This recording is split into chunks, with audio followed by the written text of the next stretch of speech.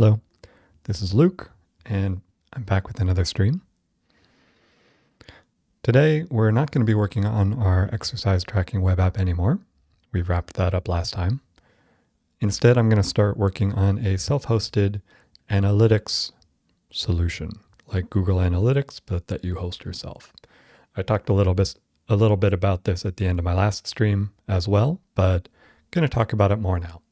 And we're going to start with a bit of a design phase before we jump right into implementation here.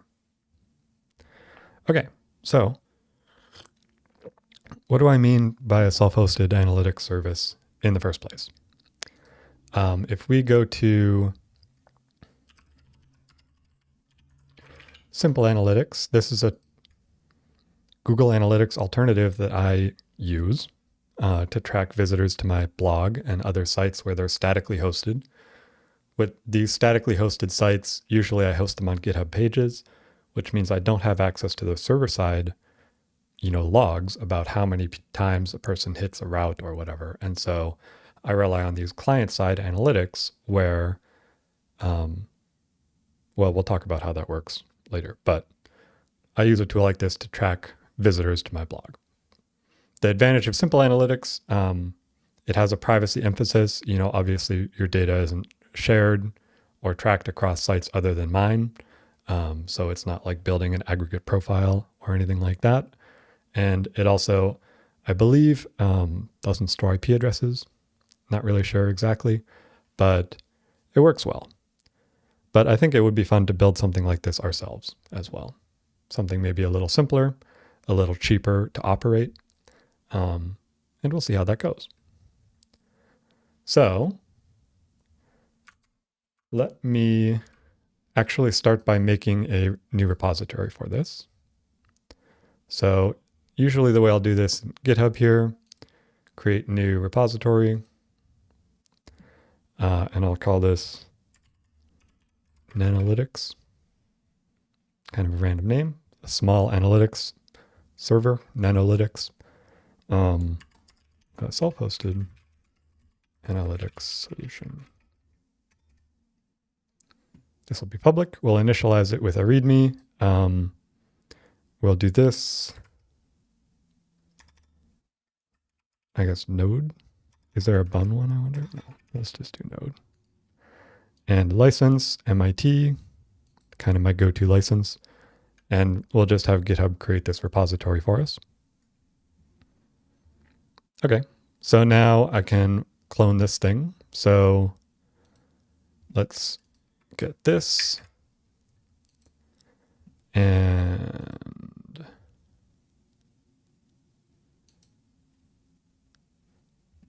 yeah.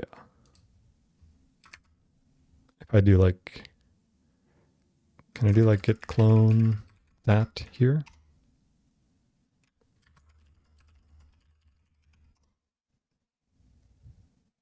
Cool. So now we've got our repository to work on. All right, so now, like I said, we're going to start with some design. I'm going to put that in this docs folder. And one of the things I want to start with here is a new Excalidraw thing. Let's see if I can do that like this. Architecture.excalidraw. Yeah, cool. So here we can sort of illustrate what we want. So basically imagine that there's somebody visiting my blog, right? So let's say they're looking at a blog post. And when they open that blog post, there's going to be some assets that get loaded. And it's going to load some assets from this Nanalytics server.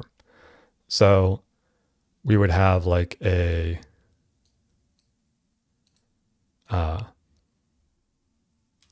JS tracking script.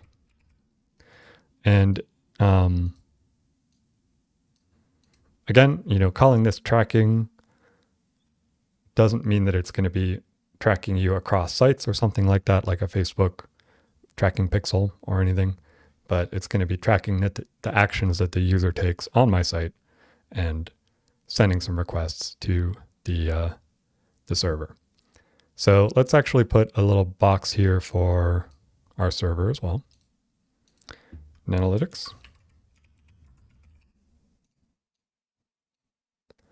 So this is going to serve the tracking script.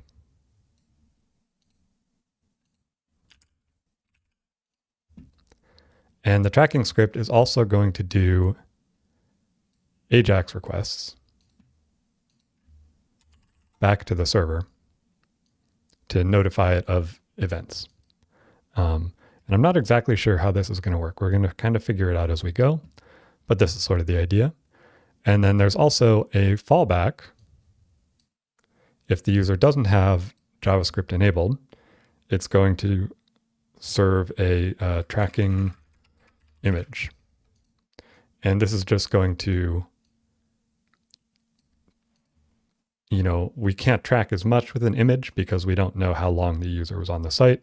There's a lot of information that we're not going to have, but we will at least know, hey, there was a visitor, which we can tell because it loaded this image.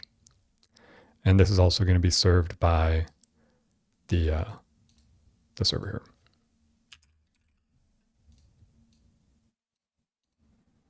Okay, kind of simple. Let's sort of arrange this a little bit.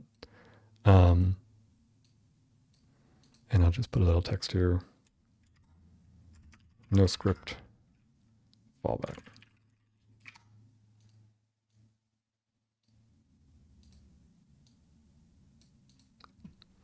Okay.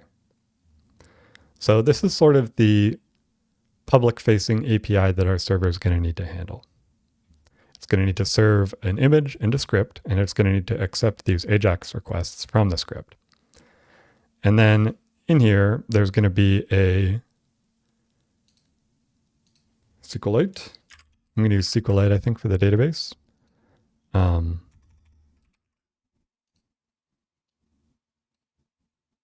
And so this, like when this is served, or when we get these requests from the AJAX, we're going to save that information in the SQLite database.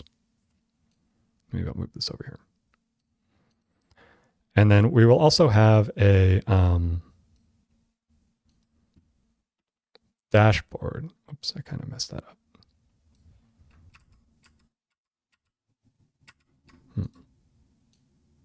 That's supposed to be like that. That's supposed to be like that. Like that. Like that. Yeah.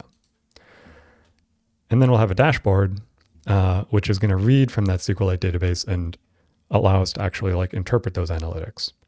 So I'm going to put this kind of on the other end here.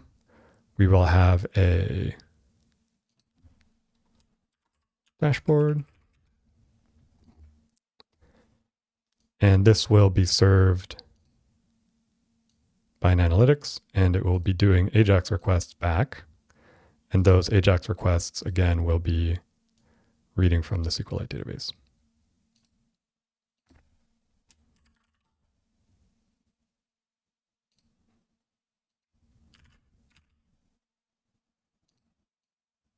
Like this. And then this, if I do sort of like another box down here, let's do it like that maybe. This is going to be protected somehow. And we'll deal with that. One of the ways that this could be protected is by just putting it behind a like a proxy. Like if we deploy this on Fly, this could be served but not actually exposed to the public, where you need to actually use like a Fly proxy command to connect to it. Or it could be served to the public and it could be protected with the username password.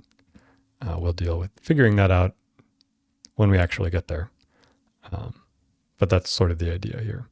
And this stuff up here, meanwhile, I'll do another little thing here. This is all public.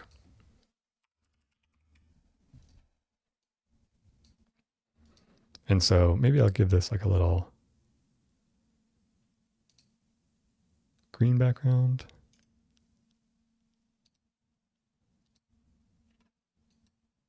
And this can get a yellow background. Something like that, right? Shouldn't be too hard, hopefully. And we'll talk about the technology choices as well, but I'm not going to get to that quite yet, because kind of I want to figure out some of the requirements here first. And maybe I'll add a new file also here called architecture.md. Sure. Then we can talk about requirements. So we need something that serves a JS script, which, you know, we want to be bundled and minified. So that's something we'll need to think about. That tracks user actions on the page and sends HTTP requests back to Nanalytics server. And, you know, again here, like maybe this should use WebSockets to kind of send that event stream with less overhead. But the problem with WebSockets is it's a whole other thing to figure out, and it's not always as well supported through proxies and things like that. Another option is it could use HTTP2, which gives you a lot of the same benefits of minimizing the overhead of creating new connections for each request. And it's also going to need to serve a tracking image as an alternative to the JS or no script users.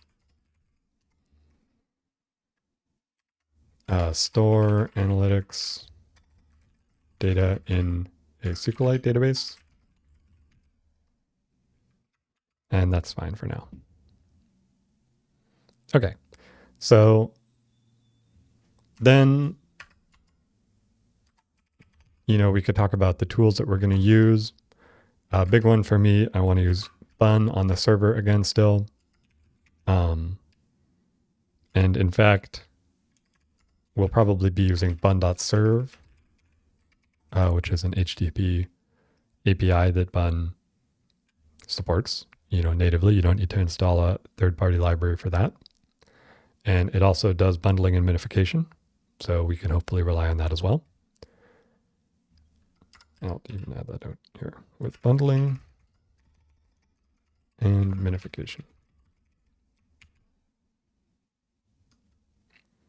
Okay, so let's actually look at what we have going on at my blog. So if I go with Simple Analytics, if I go here and actually look at this page, there should be so we've got these two things here. There's a script, which is hitting this scripts latest.js from Simple Analytics.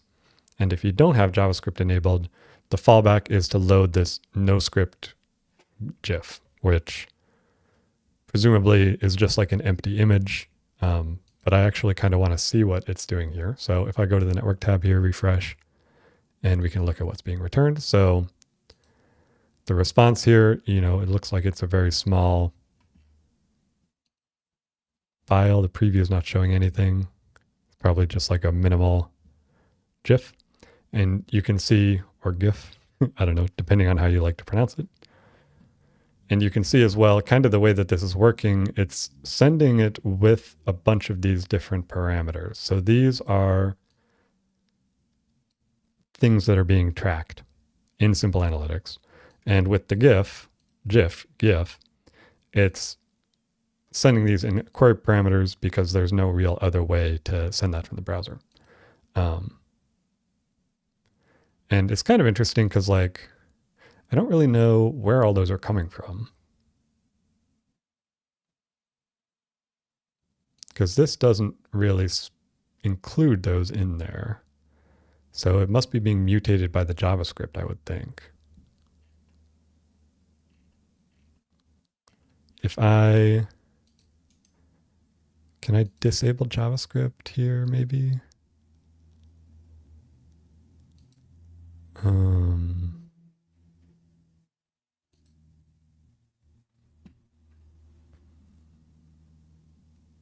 hmm.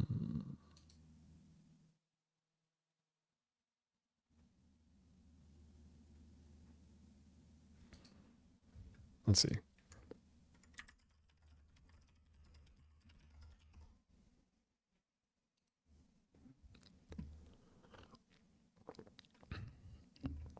Command menu. Okay, seems like a lot of things are telling me to use this command menu. Let's see. And then I'm supposed to do that with Control-Shift-P. I guess I better select this, Control-Shift-P, JavaScript. Yeah, so if we disable that, now let's refresh the page here and see what happens. So now, see the noscript.gif doesn't have any of those parameters on it. So this is what would happen when the user doesn't have JavaScript enabled. Simple. Basically, you can just tell, hey, there was a user, and you can tell what the HTTP headers that the browser sends by default are and the IP address that sends them. Whereas if you have the script enabled, which now I need to re-enable that, JavaScript, enable JavaScript. It's doing those other things. So the other thing I want to see is what is in this latest.js. And, this is kind of like trying to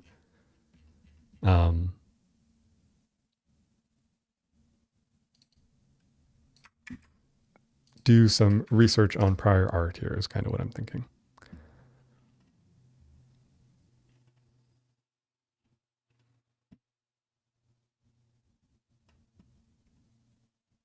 What I'd like to see is if they have a non-minified version of this script.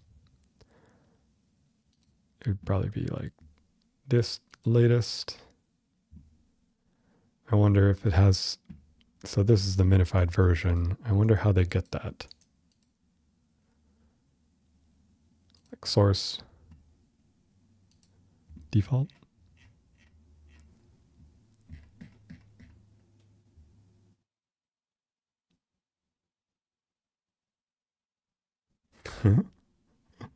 That is funny.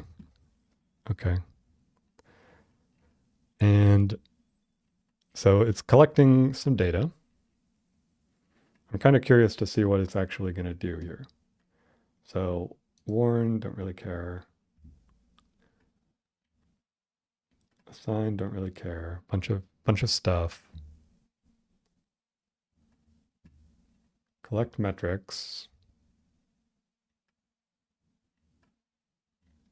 It's got a bunch of stuff that it's like implementing in here, presumably to keep the script small and highly compatible across all browsers. I don't know how much I'm going to be concerned with that. This is sort of going to be a best effort thing. If I miss a couple metrics because a person is using a browser that doesn't have, crypto.random UUID or whatever, that's fine. I'm not going to be implementing my own UUIDs in the script. Get query parameters.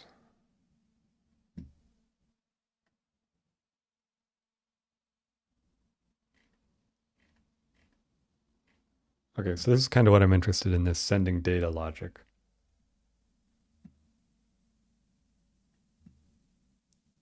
So the way that it's sending the data is by modifying the GIF. Or no, so it creates a new image and then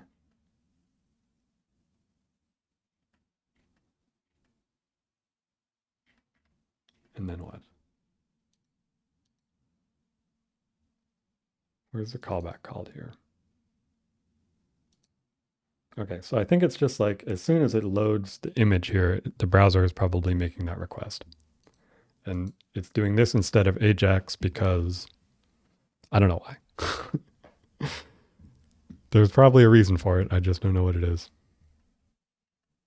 Maybe some browsers don't support Ajax JavaScript outgoing, so using the script is sort of a workaround for that.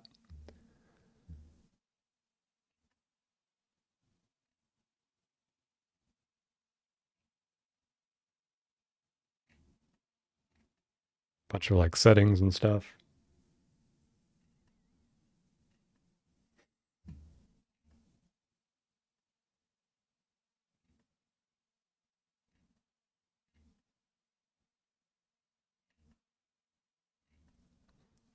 Setting up a bunch of stuff here.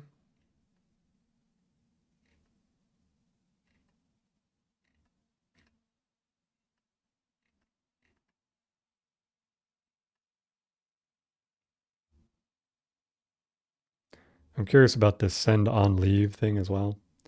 Gonna remember to take a look at that.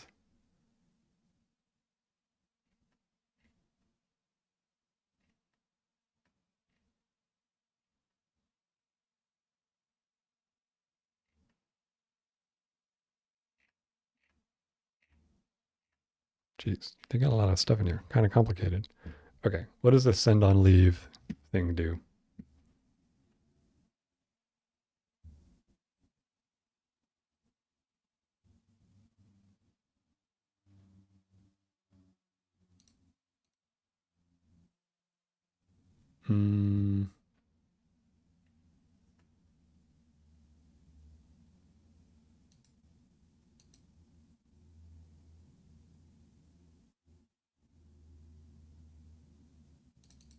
What is this nav.sendBeacon thing? What is nav? Is that window.navigator? Okay, I'm kind of curious about that. Let's do mdn send beacon. Asynchronously sends a post request containing a small amount of data.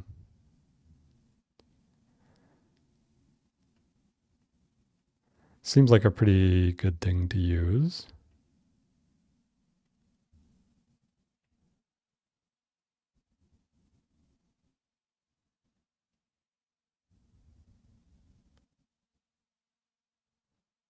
This is a workaround that Simple Analytics was using.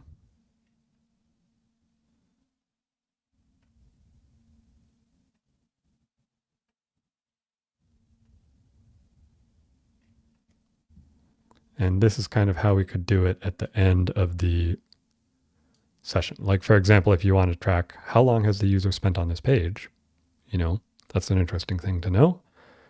You could have something where it's like, I guess, visibility change. I don't really know what that's about, but I guess that's the event where it's like when the user no longer sees the page because the visibility state has become hidden, then you can send off a thing saying, hey, they were here for however many milliseconds.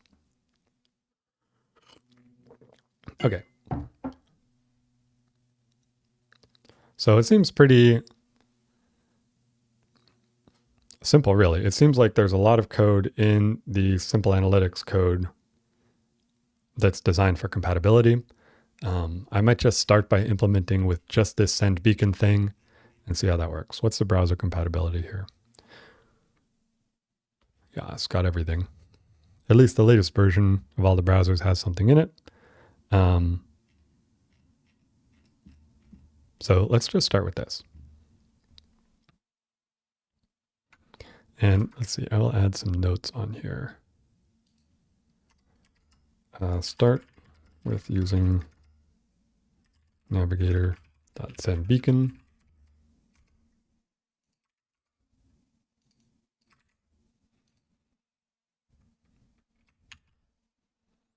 Okay. I think that kind of makes sense. So let's actually get started writing some code here now. Let me do a new folder. I'm going to call this source. I'm going to make a new file. I'm going to call it index.ts. And in this file, we're going to do something like bun.serve. And this is going to have routes. And in here, we're going to have slash client dot JS, I guess. And maybe I could replace this with some kind of static thing, but for now, I'm just going to try doing it this way. And this is going to return,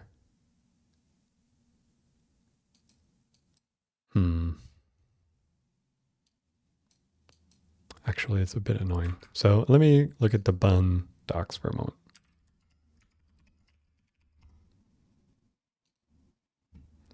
So one of the interesting things about bun.serve is you can actually serve up where does it have that? You can serve up HTML documents straight up like this. And when you do that, it's actually going to automatically build and compile all of the, like it builds the HTML, it compiles and minifies all of the JavaScript that HTML is referencing, all of the CSS, etc. Similar to like with Vite, V-I-T-E. I don't know how to pronounce that. But I don't know if this is going to work with JavaScript. If I want to serve a bundled JavaScript file instead of serving an HTML document that refers to a bundled JavaScript file, right? I might have to use the bundler directly. So let's actually just start with that here. So if we do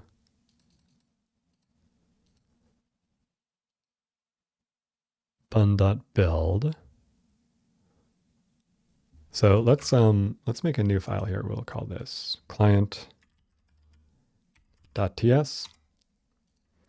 And we could just do like console.log hello world. And so if I do bun build,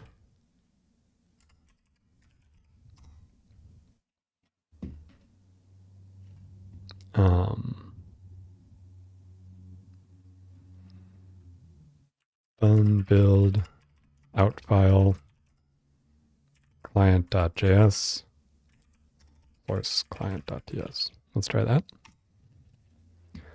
Just to illustrate. So this is actually building this file. And here, there's nothing notable. I think if I do, like it didn't change anything because there's nothing to change. What if I do like const foobar equals foobar? Is it gonna minify my variable names, I wonder? I haven't played with this much yet, so I'm kind of curious to see what's going on here. It does not minify it. I think there might be like a minify thing, and that actually deleted my variable altogether, which is fine. It's like, oh, that's redundant, just get rid of it. If I did like date.now, I wonder if it's still gonna get rid of it. No, so here it's actually replacing that variable with like a minified variable name. Okay, so we can kind of see what this is doing. And I'm gonna add let's do bun init dot blink. So this created a package.json here, and I'm going to add some scripts. Scripts, build, and this will do something like this. Bun build out file dist client.js source client.ts minify. Sure. And make a new folder dist so that it can actually do that. Actually, let's try it without that folder. Does it create it automatically? If I do bun run build. Yeah, okay, that's good. So now, this is building that client JavaScript object. And then we just need to serve that from here. And so if we go over to here, we're going to be doing a static, there's like a file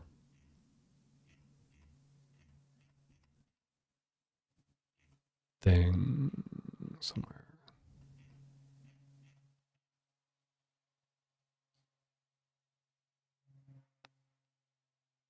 Streaming files. Yeah. So we could do something like this. And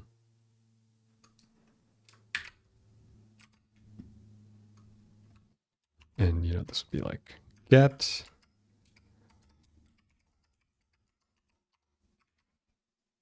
return new response bun.file, and this would be,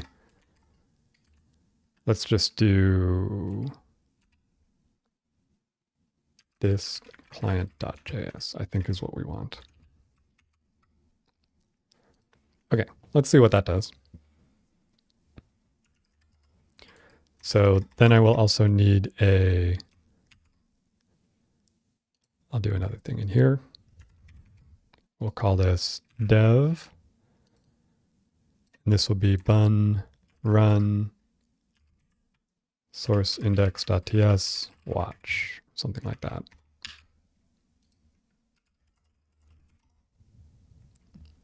Okay.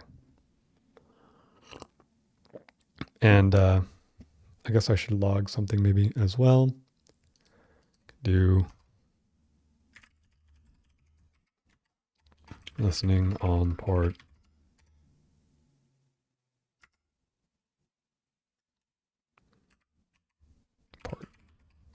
And you can turn this into this.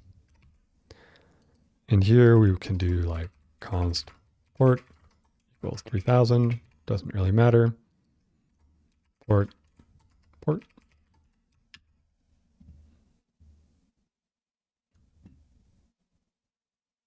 Okay, so now let's run this again. And now if I go to localhost 3000 / client.js, we get our JavaScript file. So I think that should be all right. If I inspect this, I'm kind of curious what content type this is being returned as. Content type, okay, so it is detecting that it's JavaScript automatically somehow, probably based on the extension, but that's good. So that's kind of how we can serve that. Part of the problem now, though, is I'm going to need to rerun this bun run builds command every time I change that file. So I'm actually going to add a build:dev command that I think if I add watch, and I'm not even going to do the minify.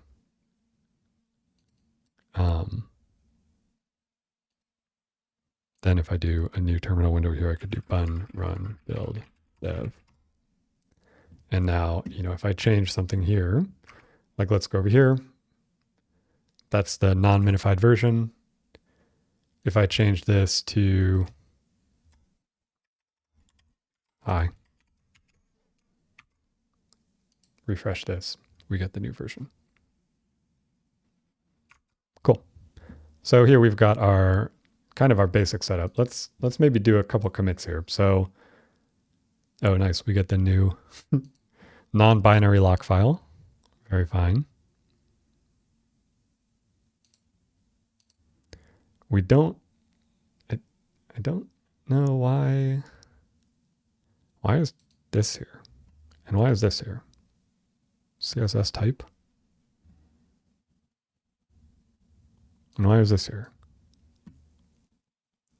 They're not in my package JSON.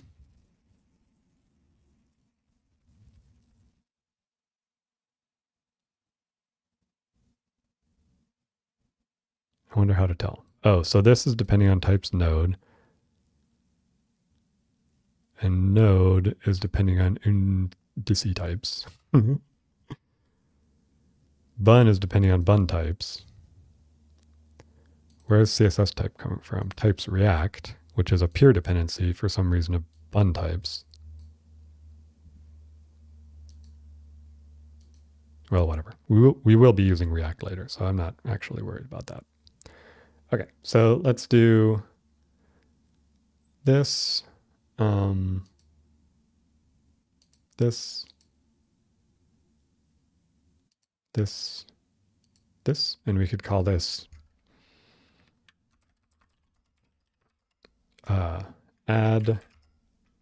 Actually, let's just start here. Well, no, that's fine. Initialize project with server and client entry points.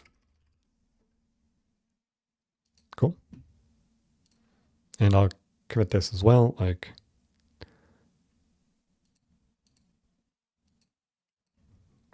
begin architecture notes. Fine. Okay. So the other thing we're going to need to serve here is our, our GIF. So let's just make another route here. And we will call this noscript.gif.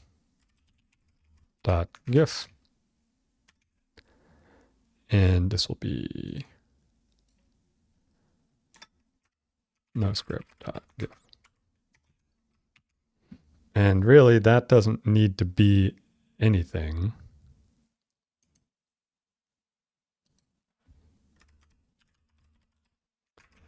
I don't know if it's going to work with just an empty file or what, or if that's going to cause errors maybe when the browser tries to get it, but we can figure that out when we get to it. For now, we're just serving them both. Okay.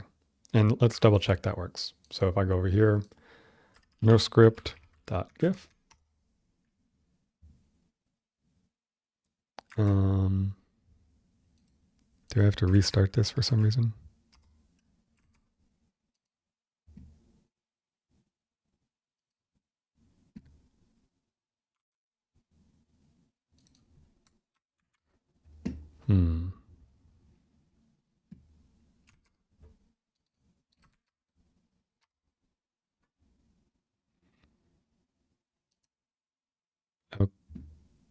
Okay. So this is returning a 204, no content, because it's an empty file, I guess. For some reason, this is saying 404 over here. Don't know what's up with that. But it seems all right. It should work when it's loaded as like a separate asset instead of being loaded as like the main page. I hope. Okay. So now let's go ahead and define one of our API routes here. So like I'm going to add like a /record. And this is going to accept a post. And we're going to need to actually look at the request here. And for now, I'm just going to return response.json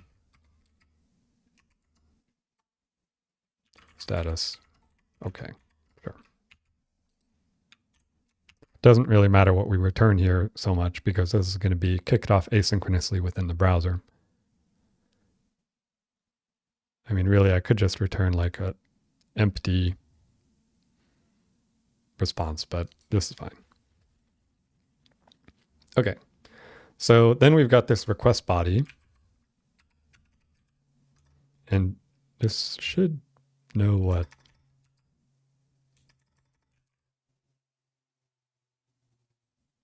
Why does it say it's any? It shouldn't be any. It should be this.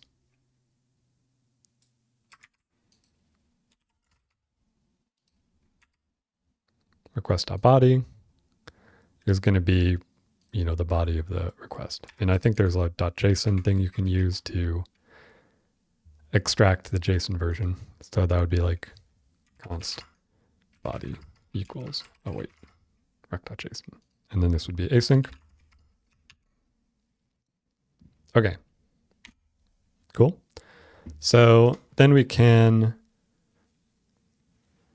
I don't really know exactly what the schema of this is going to be, but I do want to validate it. Usually for that, I like to install and use Zod to do my controller validation here. So we could do like const record API schema equals z dot, no, z dot, and then we can import this. It's not letting me import z from Zod / v4. Zod has done this thing now where there's they implemented a new major version of the library called v4, and to actually use it, you need to import it this way. So for backwards compatibility, they didn't want to change it where if you just do this, you're actually getting the v3 Zod. If you do this, you actually get the latest Zod. Kind of odd, but that's fine. And so this is going to have an object of some stuff. And that's all I know for now. Okay.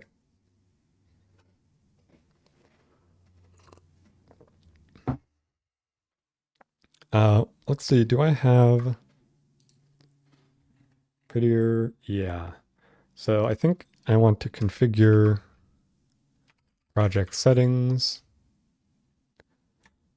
What workspace settings? Format on save. Check. Default formatter is prettier. Yeah. So now if I save this, it'll be run through the prettier formatter automatically. Okay. Seems good. So now there's going to be something that this controller method needs to do to actually store this stuff into our database. And we kind of have a few options here. And none of them are perfect. So Bun has a built-in SQLite client. Somewhere, SQLite, this thing. And it works pretty well. But it does require you to explicitly write all of your SQL queries. So if you have a bunch of fields, you kind of have to either use a bunch of helper functions or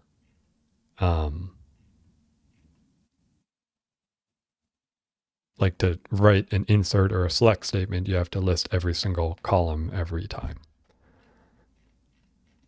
Alternatively, we could use something like Drizzle or Prisma,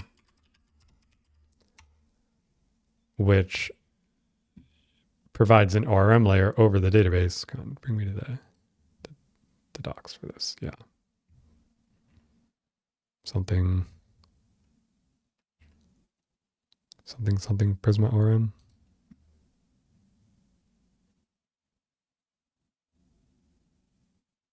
Where's the like actual docs? Here, I think this is it. So we could use this. The advantage of this is we basically just have to define our schema in one place, and then we can write code that just uses it. So I might do that, even though I normally like to use the built-in stuff in Bun as much as possible.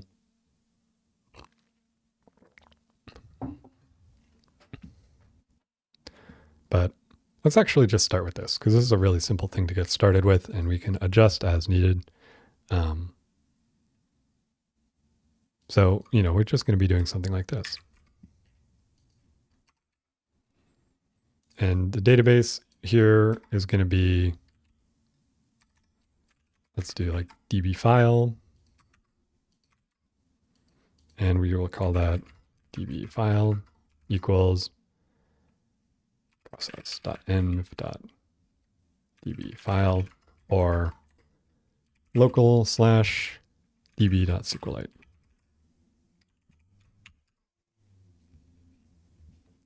And then I'll make a new folder here, local. And I will add that to the gitignore. Kind of the idea here is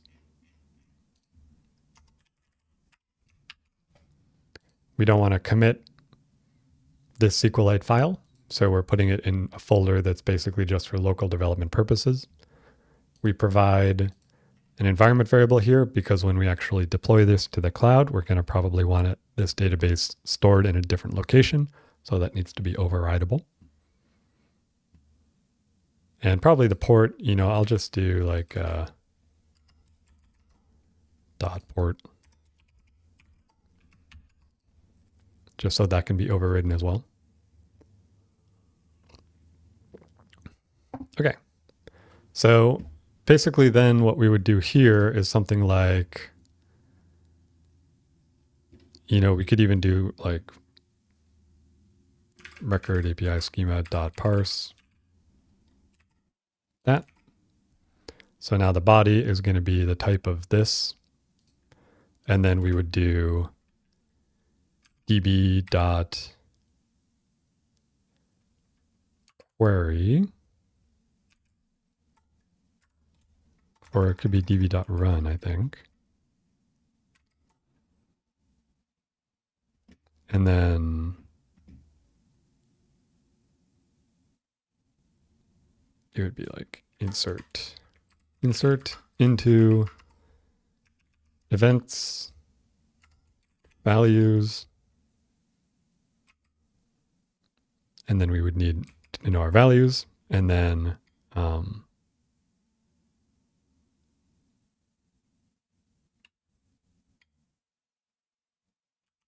we would have some parameters. And I'm trying to think here. So I think there's a setting strict mode, if I recall, that we want to turn on. And usually we want to do db.run and do some setup here. Let me see. SQLite wall mode.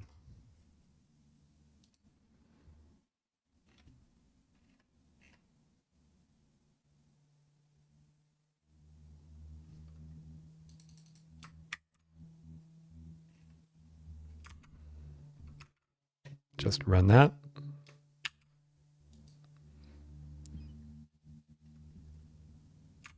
And I seem to recall, so actually, let me see here. If I go to another project of mine that I've been working on, there was a different pragma that I added to for some reason. Like, don't remember why. I think it would have been in here. Journal mode while, oh yeah, foreign keys. Yeah, I might as well add that too. And I'll maybe make it a little more readable there. Don't need the semicolon. And create true is another thing we'll want. Telling it to create the database if it doesn't already exist. Okay. Then, we also need to actually do our create table thing. Hey, will this be like $1stats.com? Let's see, what is that?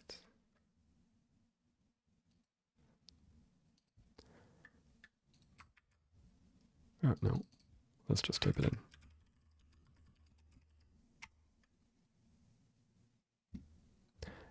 Yes, it will be like this. The idea is basically to build something like this for ourselves. This is actually a pretty nice looking one. I've used this one in the past, Simple Analytics, but it's a lot more expensive. The $1 stat sounds like a nice deal.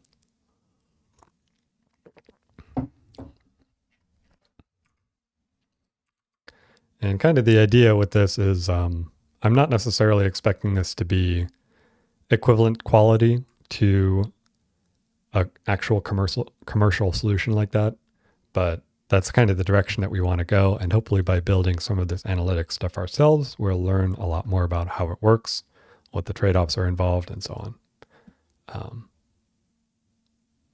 Yes. So this here, we could actually just pass in the body as the parameters. And we'll kind of need to figure it out, the schema, in a moment. db.run, create table events. And if I can actually remember, yeah, it's something like this. Let's use this. so we can have our new lines. And so what do we actually want in here? Here's a question that I don't know the answer to.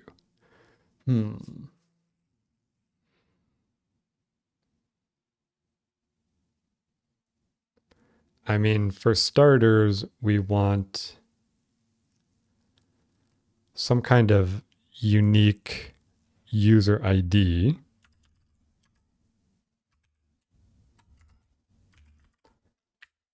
And that is sort of going to be my analog for an IP address. I don't really want to store the actual IP address, although I might end up doing that, but I can store, a hashed version of the IP address or something like that. Deduping identical requests is the tricky part. Like prevention of spamming page refreshes to bump the number. Yeah, I was wondering about that myself. It seems like there's a lot of ways that these numbers could just be changed. Or like another example is like, because these files are publicly available, just because somebody loads one, there's no guarantee that they actually did that through my site. But maybe there's a browser header we can look at for that. The first thing people reach for as a solution is IP tracking, but then you're in a world of pain for GDPR. Yeah, I was thinking maybe if I like hashed the IP address to some kind of unique value that's not the IP address, but is still unique, that might be a decent solution. I didn't really think about the GDPR problem though.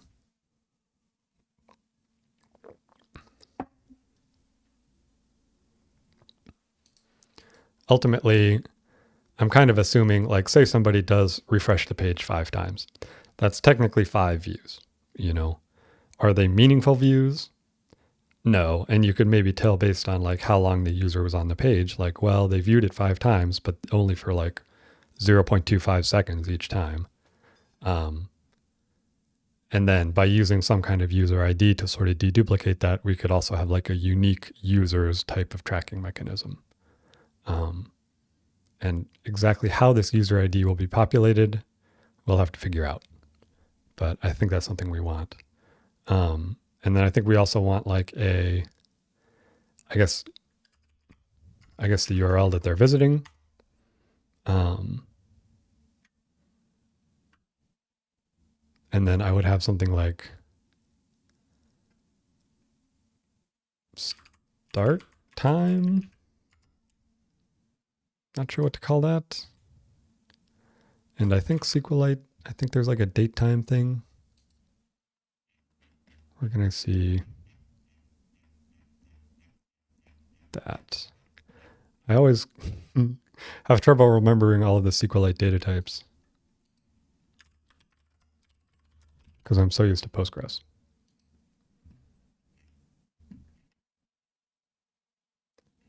Yeah, so there is no... Okay, so there is a date time, but it just kind of becomes a number, I guess. That's fine. And then like I'll call it end time, date time.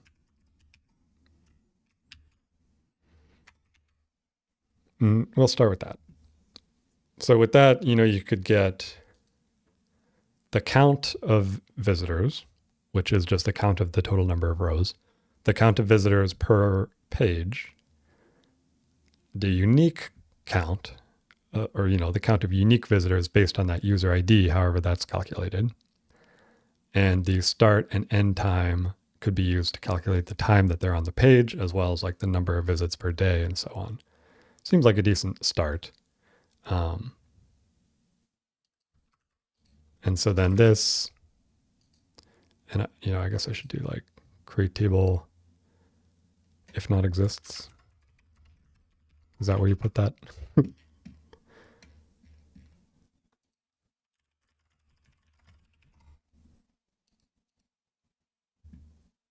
Yeah, create table if not exists. And we could implement a whole migration situation here. I'm not going to deal with that quite yet. I do have another project where I made a kind of a hand-rolled SQLite migration thing that I might just copy paste over into this one. but if we do end up switching to Prisma or something like that, it handles all that automatically. So I kind of just want to do that once we get to a point of having complexity around the database. So here, there's going to be a user ID, which is some kind of string,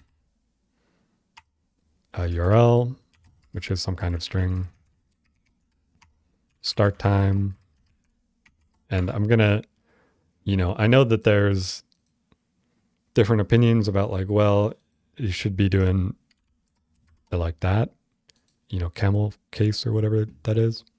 But I sort of like just leaving it the same in both the database and in the code. It makes it a little more simple.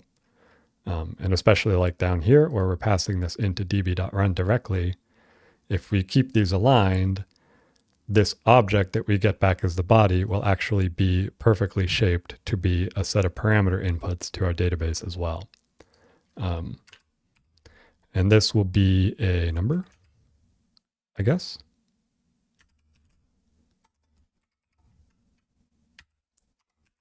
And end time will be a number as well. And this one will be optional.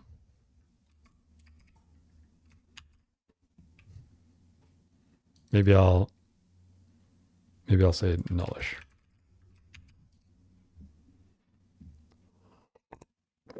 Which nullish means it could be null or undefined. Okay, so then we're gonna like insert into events user ID, URL, start time, end time. I like to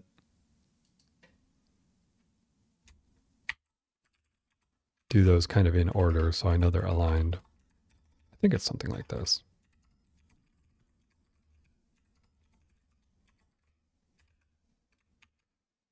Okay, and what are you complaining about here?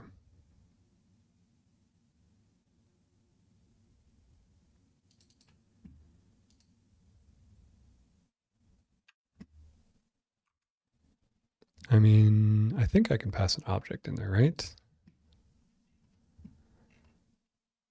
Run.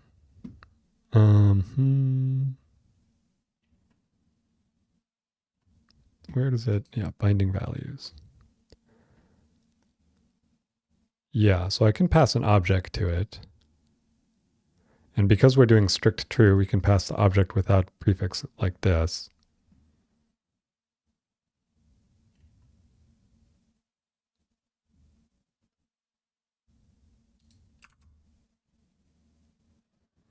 And I guess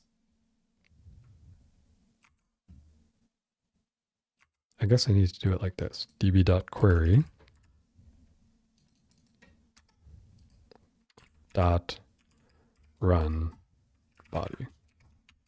Yeah. Something like that. Okay. And we'll need to test this out.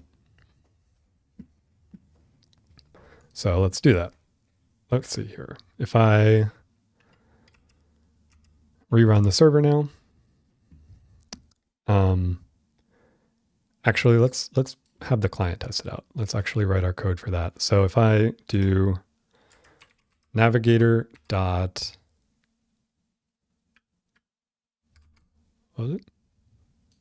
Send beacon dot send beacon. And this is not working because it's not available in bun, right? This is like using the bun types for navigator. Yeah. But this is actually being compiled for the browser.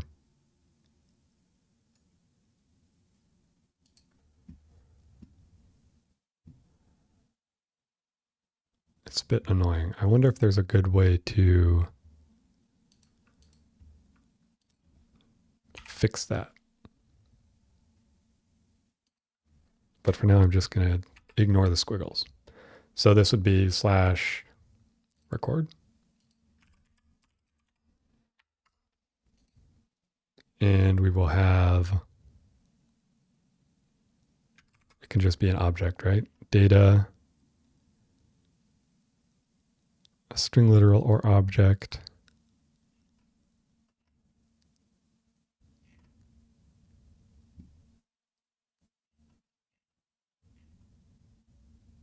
Yeah, okay. And I will do this as well for the moment. Let's just copy that out. So we'll do user ID, test, URL, location, or yeah, location C.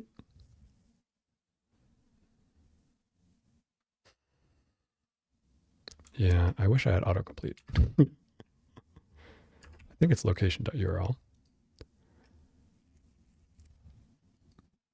And start date, date.now.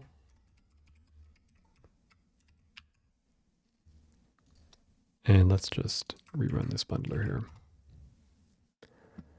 And if we look over here, you know, it's just got that. So now if I'm going to make an actual test page here, I guess. Like if I make a page called demo.html.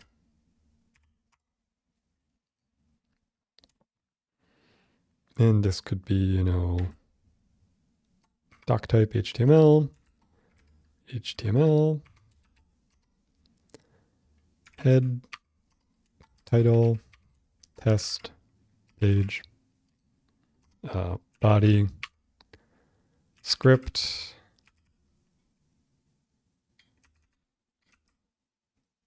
don't really care if it's module or what. This would be like list/client.js. And then we would also have a, because I didn't need to do that, we'd have a no script, image source dist/noscript.gif. Something like that. Very simple. And if I try and serve that now,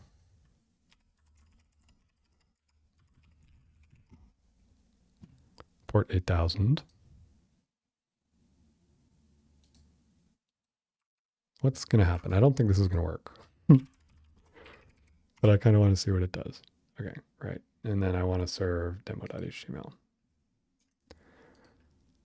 So this is going to, like it does load these. It's not really, like it's not cross-domain. Normally this would be doing like a cross-domain request. So this isn't like a totally realistic thing, but we can at least see what's happening here. And then here we're getting a 501 unsupported method post because the record, so this is where this needs to actually be hitting a different domain. And the payload that's being sent here, oh, it's not even stringifying it. JSON.stringify.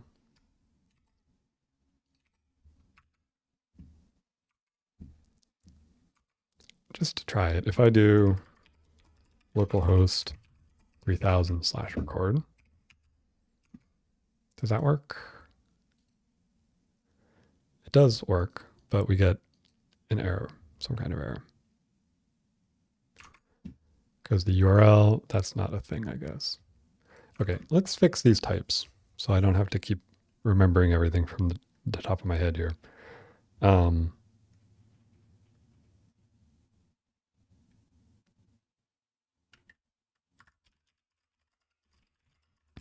How do we do that? Is this the thing that we want?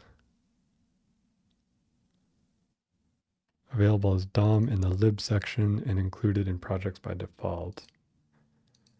So this is kind of, again, where it's like,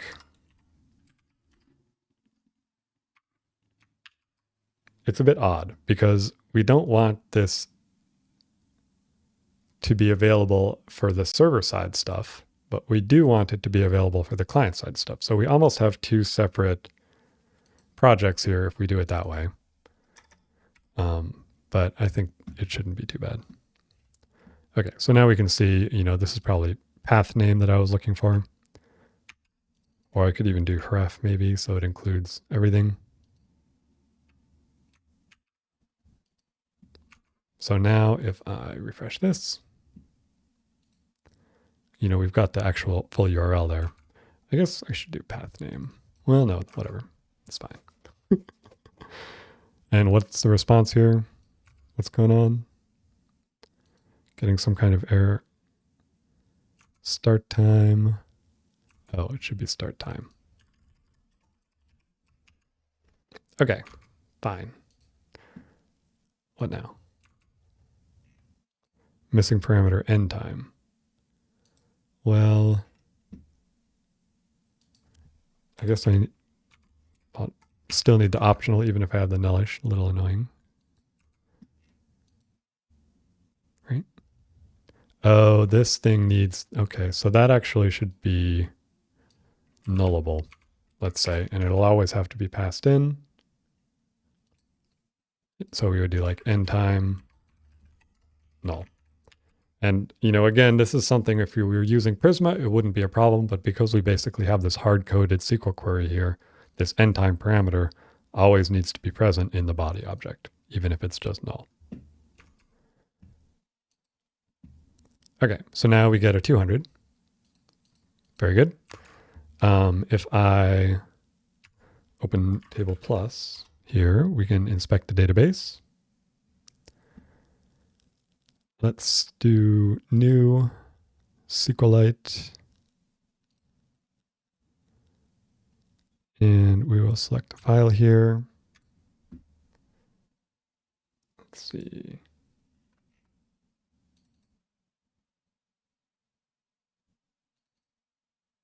Local DB SQLite. Okie doke. Should be fine. Let's connect to that. All right, so now we've got our events.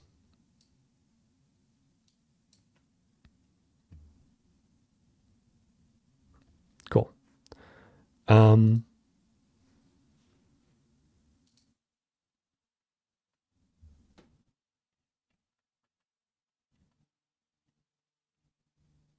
Yeah. So the other thing is we're going to, So the end time is obviously going to need to be sent in a separate request, right? Ideally. In theory, we could wait till the user exits the page and then send all of this information at once. But it kind of feels like we would probably want to send this initial information as soon as we have it, and then send another request to like update that row. And in order to do that, we'll need some kind of unique identifier for the row as well. So I'll do ID text primary key.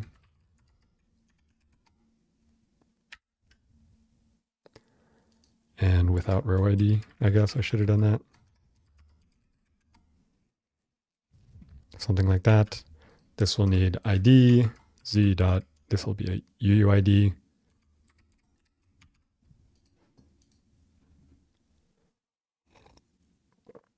Okay. And then obviously that'll need to be here as well. ID, values, ID. Okay. And so then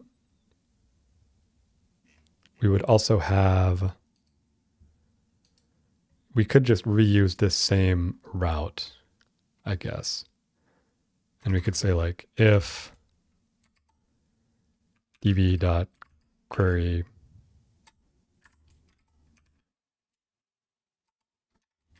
select ID from events where ID equals ID.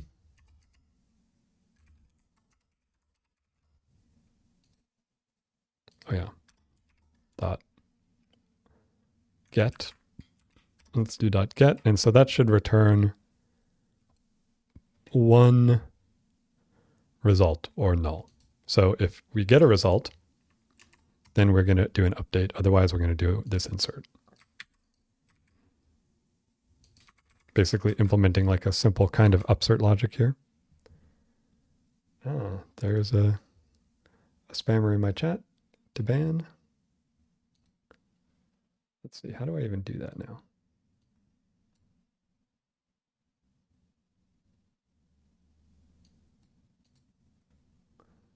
I don't know. I feel like my My OBS Studio UI for the chat has changed.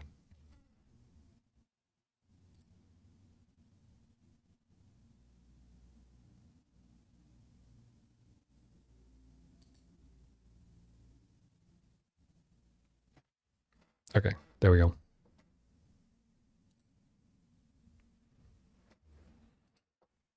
Alrighty, so here we're going to do like update events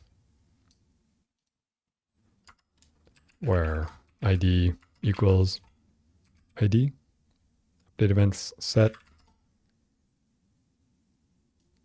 and then kind of do, let's just get rid of that.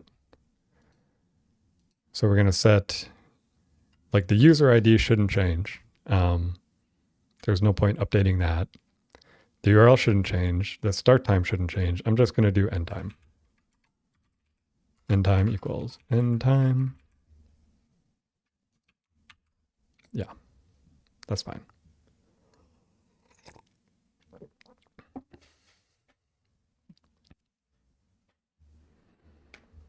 Okay, and yeah, that should be fine. So now if I go to the client here, I'll need to pass in an ID. And here I'll just store that ID. This is like a per page view ID. So it's not meant to be per user, per browser, or anything like that. It's just for this particular specific page view. And then down here, we will do this same thing again. And, you know, we'll make some functions and stuff and reduce the replication here.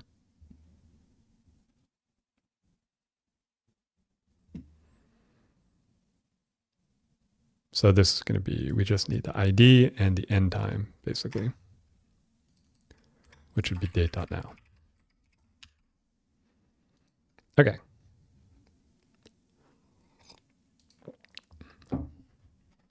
So because we updated our schema here,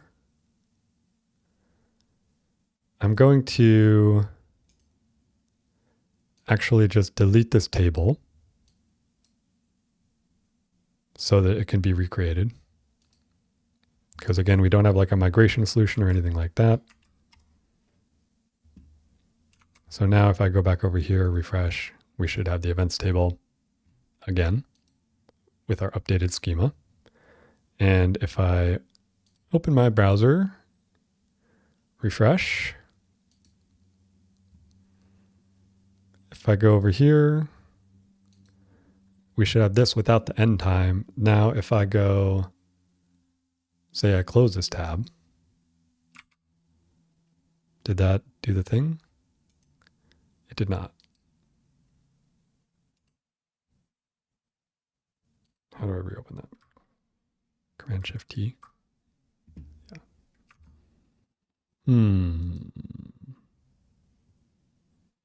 So I don't really know how this is supposed to work.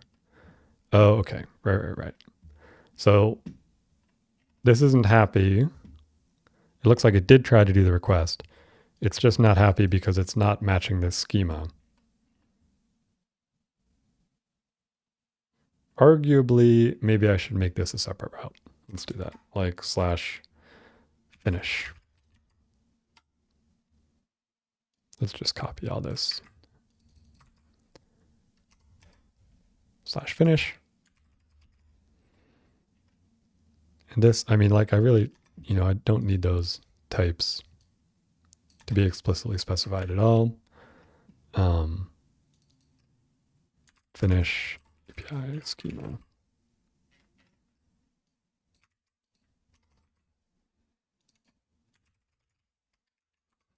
And this will just be these two things. And I guess that might as well not be nullable. And then if we're doing it this way, really this insert, or this record, I mean, doesn't need this upsert logic at all.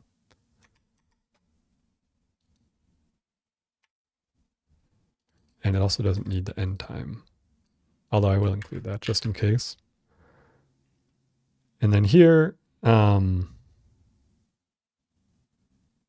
we don't really need the conditional at all. We don't really need this anymore. We just need it like that. And, you know, kind of one of the nice things about SQL maybe, or maybe not, is like if I do this, you know, if I pass in an ID where the row doesn't exist, this is still going to succeed. It's just not going to actually do anything, which maybe is good, maybe bad. But in this case, I like that because, you know, it doesn't really matter if it doesn't work. Like if you try to do this finish, but in the meantime, somebody's like deleted everything in the database because they're doing something, this finish command won't actually update anything, but it also won't error. Okay, anyway, let's see how this works now. And this body here should just be AD and end time. Okay, let's go back over here, refresh here. So now we should get a new row. And then go back over here again, close this thing, refresh. Oh, we got a, wait, did it work? Oh, I forgot to update this to finish.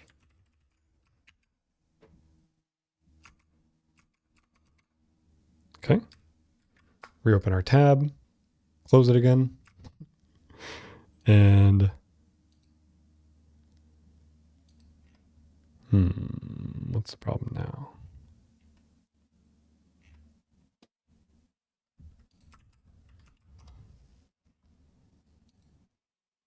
I mean, look at all this. Where'd all this even come from? I guess from this import. Maybe that's why they don't like to do that import in the simple analytics.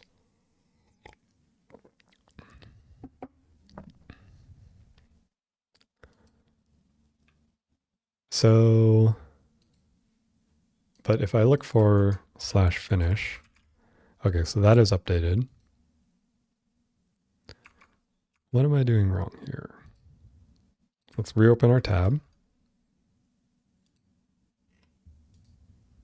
Okay, so we got some errors just doing that.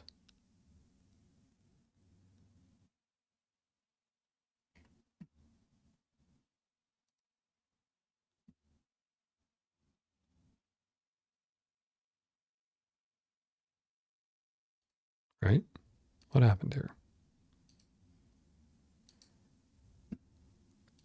No, I mean, so that worked. Or we got a 200, but we don't actually have the proper response. We have that. Oh, probably because I'm using that send beacon, it doesn't, the browser probably doesn't even look at the response body at all. So even though I send something back, it's not showing up. And then why is there these errors?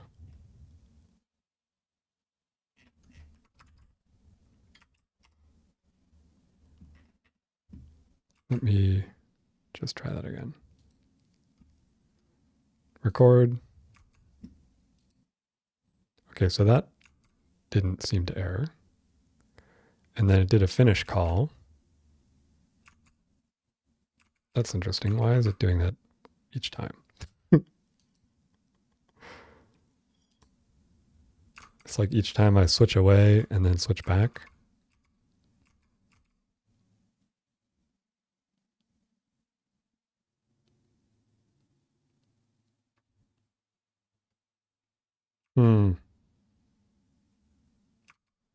It's interesting. But if I switch to this and switch back, it's not. Because it's not hiding the visibility? That can't be right.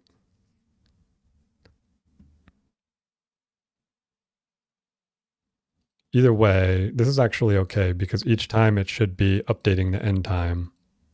And then we kind of just end up with the latest value, which seems like it would be fine. I still don't know exactly why there were those errors, but whatever. Okay. Okay, let's actually make a new file here. Well, let's do like const base URL equals this. And then this would be like new URL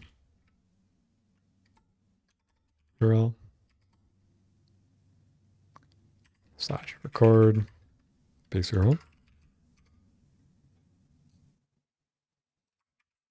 And this one would be slash finish.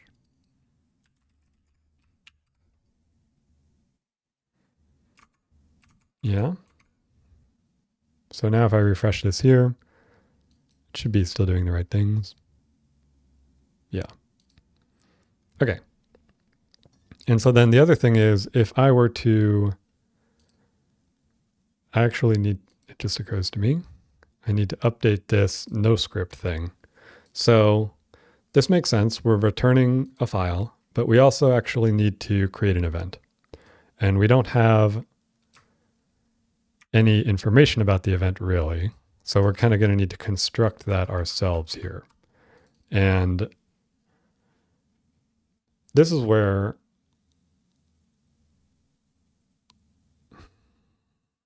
we're going to need to construct the user ID on the server to avoid having a bunch of duplicate events, which almost makes me wonder if we should do that for the other one too. But let's just try this. So we're going to do random UUID. User ID is going to be based on the request.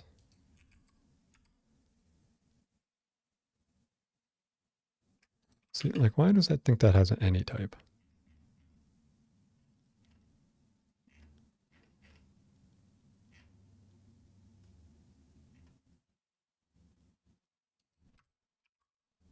What if I reload the project?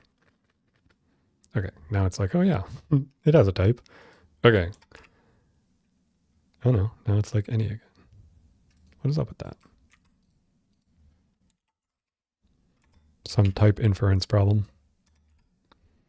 But so here we're going to do like request dot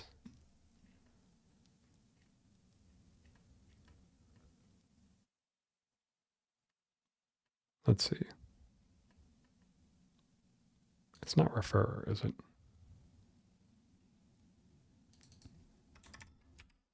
I'm looking for basically the IP address.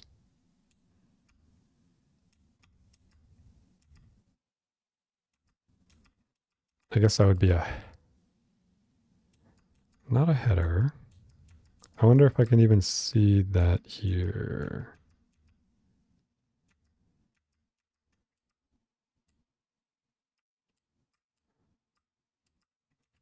I think there's a way to do it.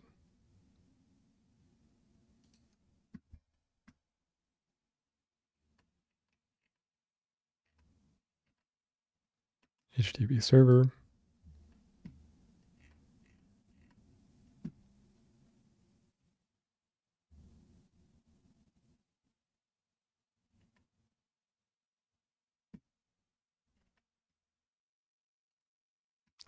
Something like this. Client IP and port information. Yeah.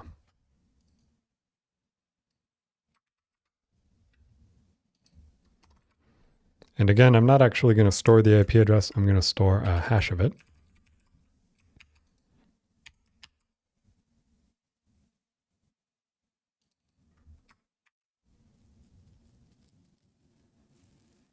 And really, if there is no address, I don't even want to do this other thing. Like, I'm not going to store anything if I don't know the IP address, because it feels like you would just get noise doing that. So this would be address dot address family port, just address is fine. And then let's do a new file here called shared. And maybe I'll do like export function get ID. And this would just be return UID v4 or random UID. And I can use that on the client and the server. I would add another one, export function get user ID, IP string. And this would be an easy way to do like a SHA.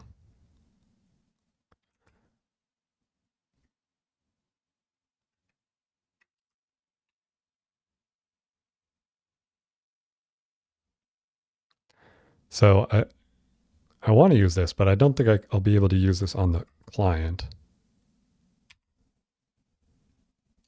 But that's okay.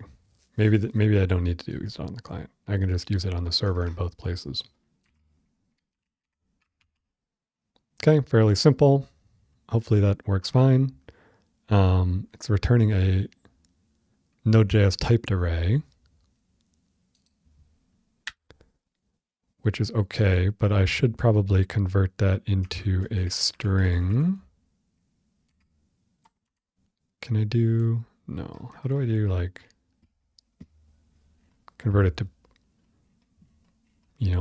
hexadecimal or base64 or something?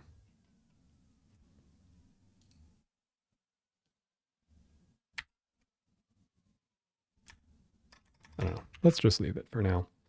I think that'll work fine for storing into the database, actually. It's just not the most convenient way to deal with it in code. Get user ID, address.address, and this would be get ID. And maybe I'll rename that. Get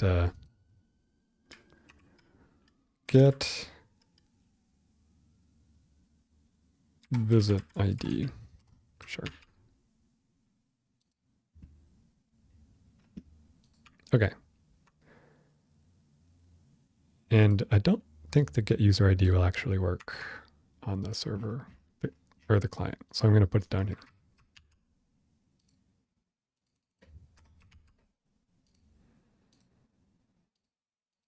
All right.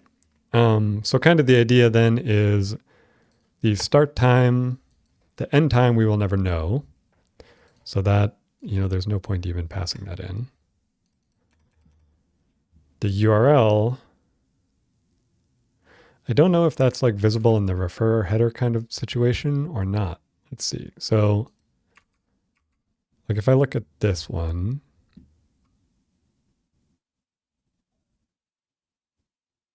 yeah, I think that's the refer header. That's going to tell us what's the page URL that loaded this request, this, image. It'd be like request.refer.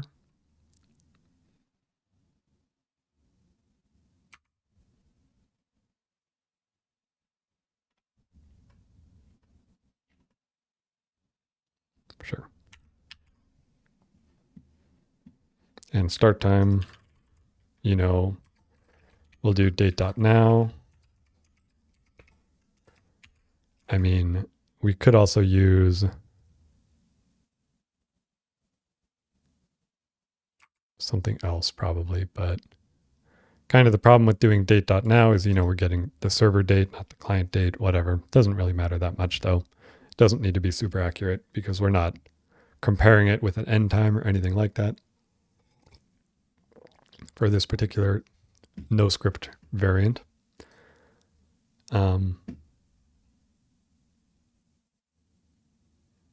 Yeah, something like that. And then down here, I'm actually going to do so the ID we will get from the client. We can't generate that on the server because the client has to correlate it across two different requests. The user ID we can and maybe should generate on the server.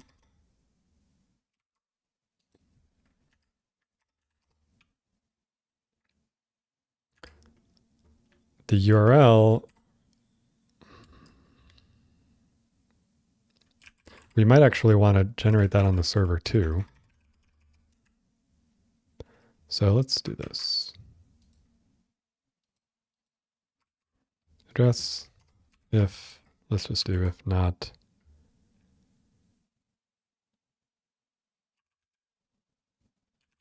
Not address, return response dot error.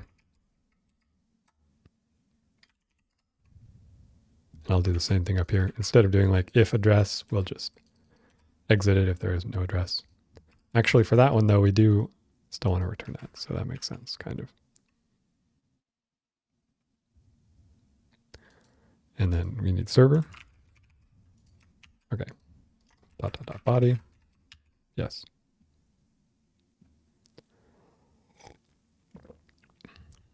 What are you complaining about?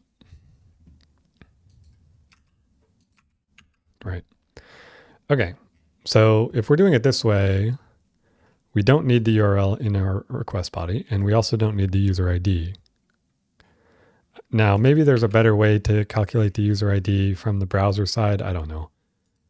But I feel like this makes the most sense to me for now, just basing it off a hash of the IP address. Okay. And that isn't a thing anymore. That doesn't need to be imported anymore. If we go to the client now, we don't specify the user ID at all. We don't specify the URL at all either.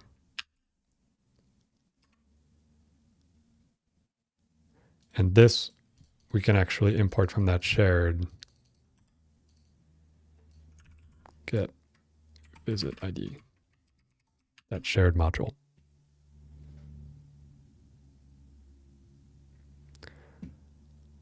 When AFK sent your last message, but you were able to hear the whole time due to AirPods. Nice. Like doing the dishes or something.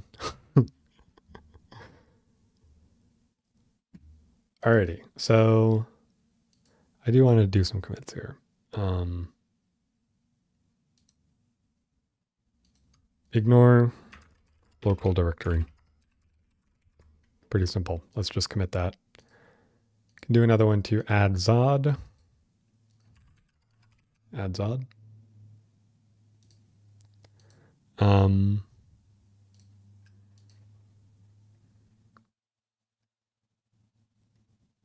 Auto format files with prettier.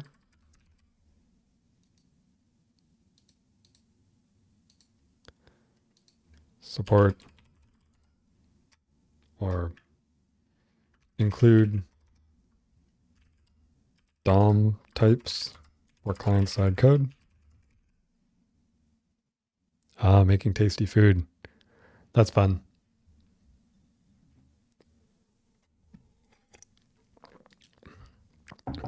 A little while back, I signed up for this meal delivery service called Marley Spoon. It's like the Martha Stewart sort of official meal delivery service. It's got a lot of really good, fun recipes. So I've been enjoying that quite a bit. It's a lot easier when you just like get all the ingredients. You can just go make it. And the recipes are pretty good too. Okay. And then I don't know. I might just commit all of this at once I get a little more progress here. So let's sanity check this. We've got our user ID. We've got our URL. Start time.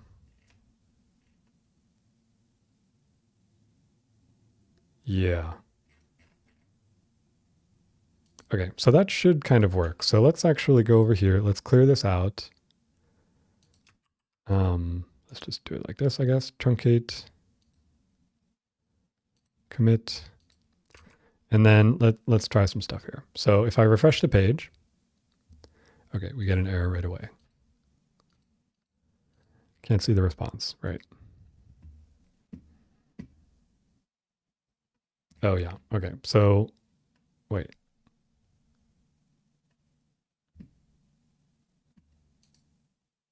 So this is not, it's not reloading like I would expect it to, I feel like. What if I do this? Or no, that would be down here. What if I do this? Now it should be doing like a hot reloading thing. I think that might work a little better. All right, so now we do record and that works. And then we do finish and that works. If we go over here, there should be one thing. The user ID is like this. See, this is, got to fix that. It's like the binary representation of the hash. You're incompatible with that kind of stuff. Who knows whether you want chicken next Thursday? Yeah, it's true. I mean, sometimes there are weeks where it's like it turns out that I'm extra busy that week and like I end up not using the food. I've got a bunch of like frozen stuff that I save for later, but yeah. The thing is, in the town where I live, there's not really a lot of good grocery stores even to begin with.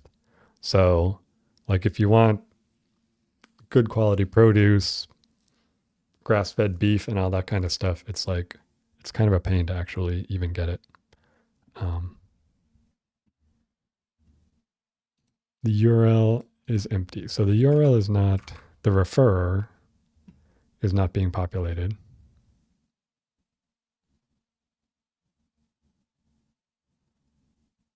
I don't know what's up with that. Like if I look at this, oh, I guess, yeah, so like this one will have the referrer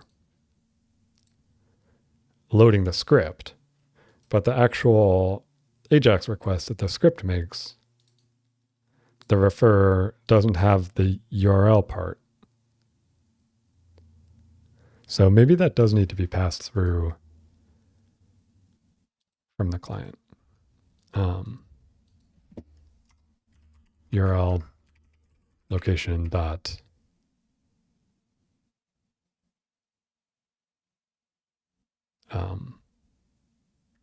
let's just do the whole thing. Location.ref. Okay. And the other issue, I want this to be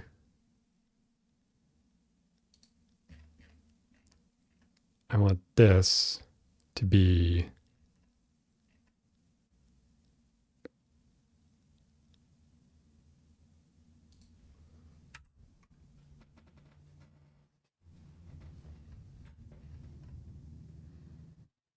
something else. So, like, I know you can do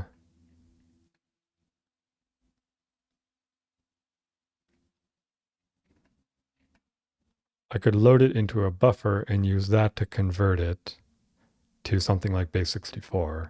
I feel like there should be a better way, but I don't know what it is. So let's just do buffer.from this thing, and that should work, right? .to base64.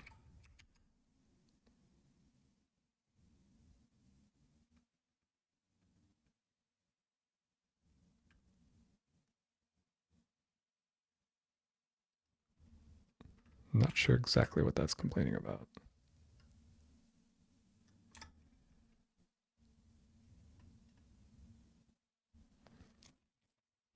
So the SHA function is returning a big int array. What?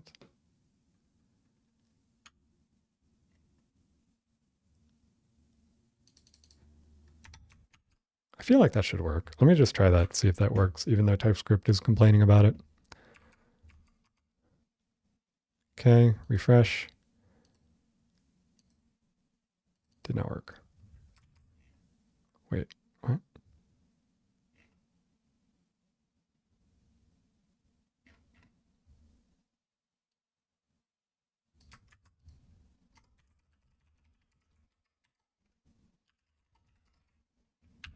Kind of cute, like, seems like it didn't do anything. Yeah, like, see, this is, I don't know what's up with this, but it's not always actually reloading my changes when I expect it to. But there we go. So now that's actually generating a proper SHA in base64 encoded so that it doesn't look like junk.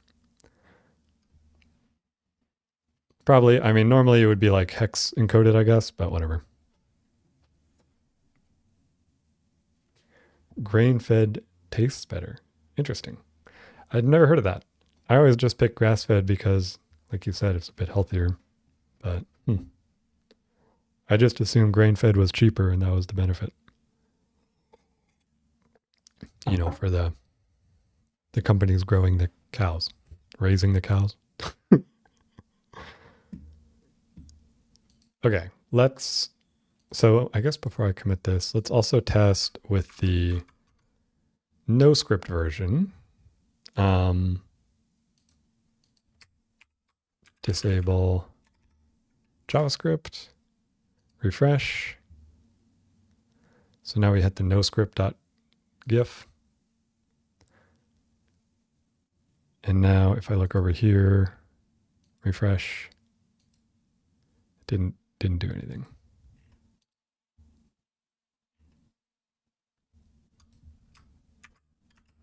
I wonder if it's like caching that.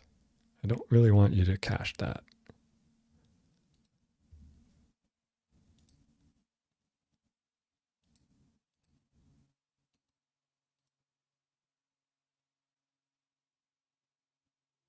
I'm not getting a new thing. Let's truncate this again. Refresh this again. So it says it's doing the get here. It's getting it to, from disk cache. Yeah, so I'm going to need to set a header on here or something to tell it not to cache it.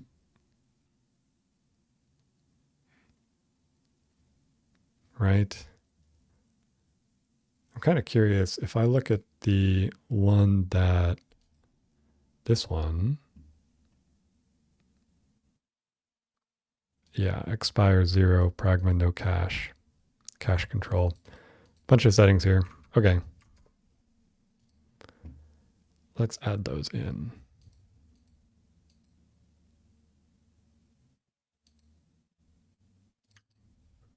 Const resp equals return resp. And then we'll do like resp dot headers dot set cache control.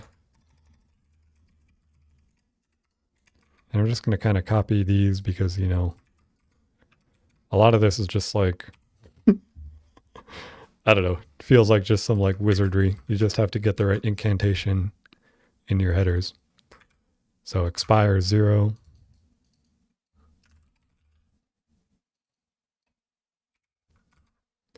And pragma no cache. Like, I don't know why that's a thing, but whatever.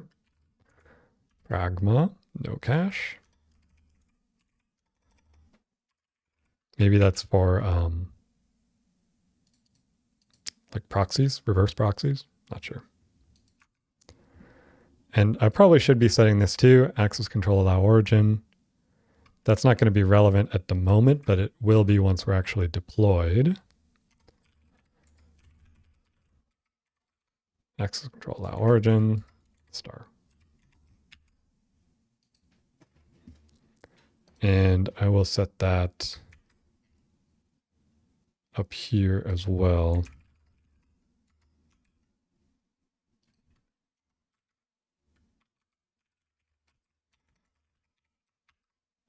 And I don't really care if the browser, if the client.js is cached or not, but we can have the CORS header set on it.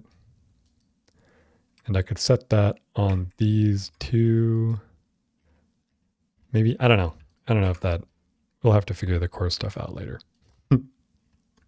Because I might need to actually have Bun, you know, implement like head or options or whatever it is. And like set the header here, but I'm not going to do that at the moment. Okay. So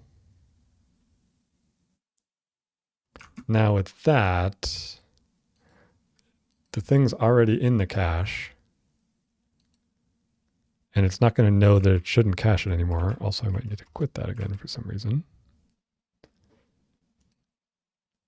Let's disable cache, refresh the page. So now it's loaded. If I re-enable the cache, refresh the page again, it should be, well, it's still from disk cache.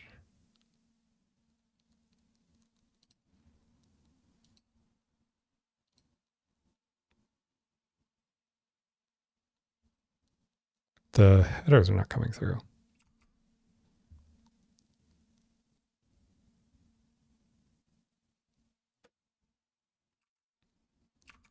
What's going on with that? Why are the headers not coming through?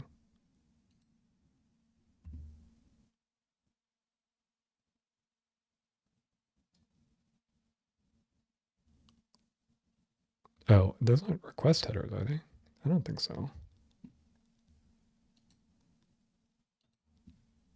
Are they?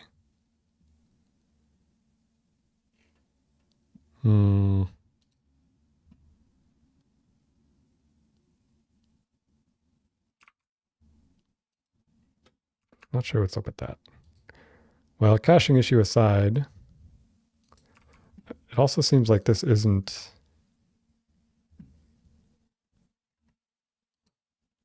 doing the thing.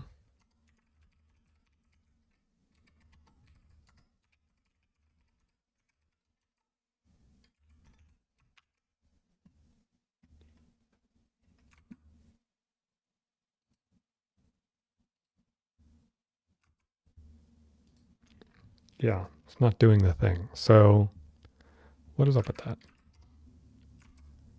It's not just due to the server needing to be... Maybe it's... Is this doing a cache? Maybe the Python thing is like automatically...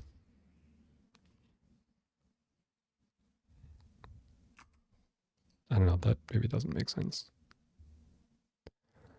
Oh, actually it does because this is... Okay, yeah. So this is using the wrong domain, and that didn't really matter until right now. So let's fix that here. I'm actually just going to have this be localhost 3000 /client.js and localhost 3000 /noscript.gif. So now these are actually doing like cross-origin requests for those. Oh, whoops.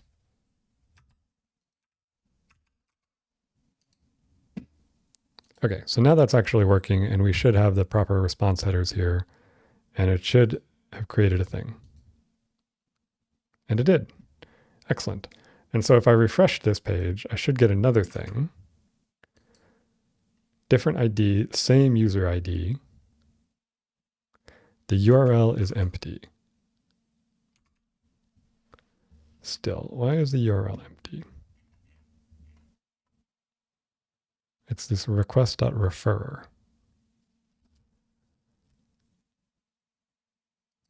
I mean,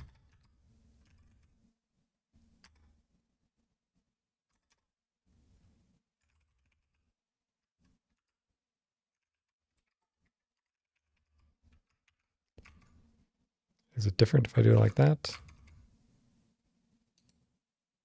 No. But it does, like if I look at this, the request headers does have a referrer. But the referrer,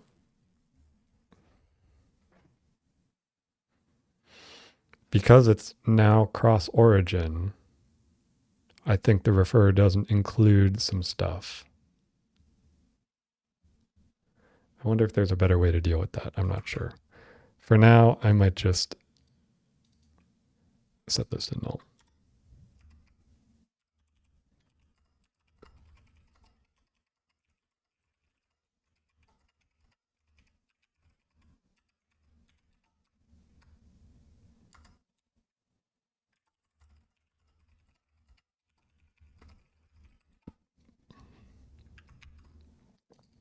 Okay.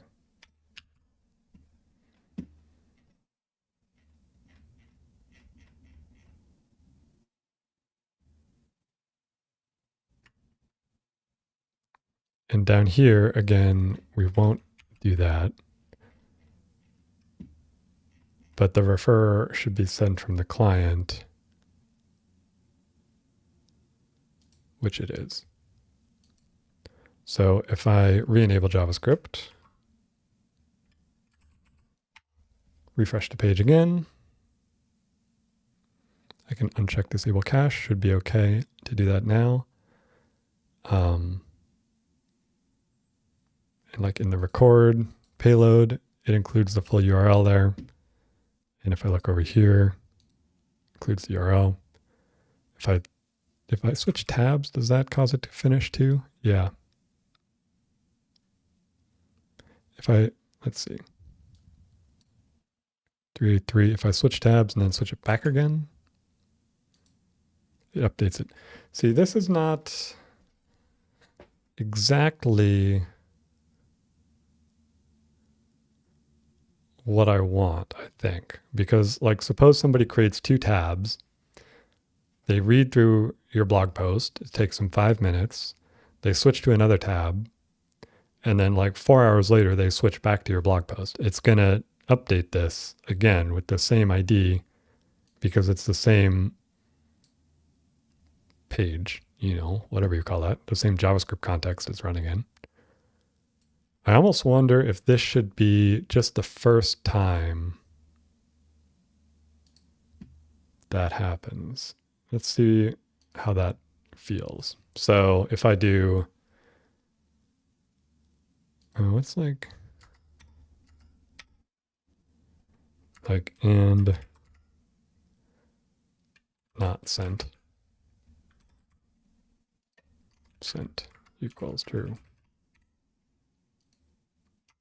Let sent false. Right, so now it'll just send that once. That might work a little better. So this is very simple so far. Let's also, just to get rid of this red squiggle I don't like to see, let's just do as any in here. Still not sure exactly why that type isn't happy, but it seems to be working.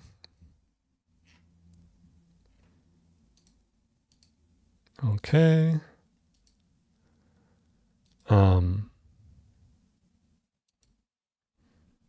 And I will just call this initial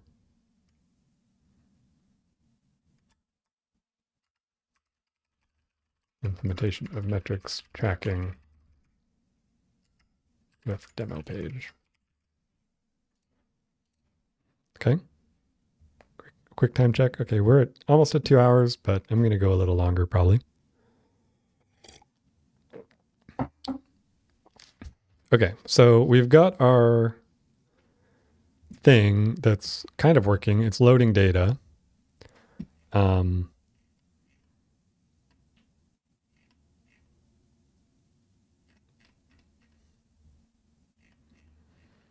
The next step sort of is going to be to have something that analyzes that data. Am I using beacons? I think so. This navigator.send beacon, is that what you mean?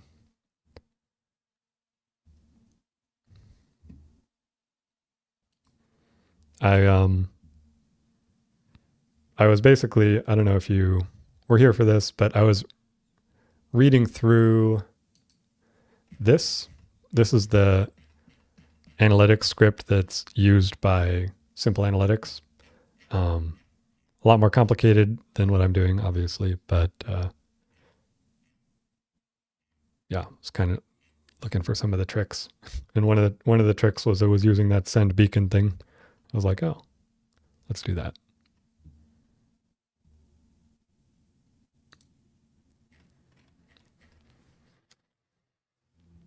And then, you know, a lot of the stuff that, like, for example, these analytics services, one of the things they record is like the size of the page, or like the size of the viewport that the user is viewing the page from, what type of device, what type of browser. Honestly, I don't really care that much about that stuff. So I'll probably be recording a fairly limited subset of like all of the data that's out there, but I'll try to keep adding some stuff over time as well. The main stuff I care about is like time on page, number of page views per route, unique page views, and country. I'm also interested in country. So that's kind of another thing. I don't really know how to calculate that. I'm assuming that's based on the IP address.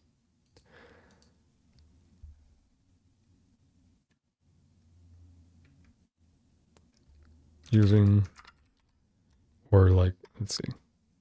How do I find out what country an IP address is from? Obviously, we would need to figure this out before hashing and storing that IP address, because at that point we don't know the IP address anymore. This is kind of what I was afraid of. It might not be something you can easily do without a service.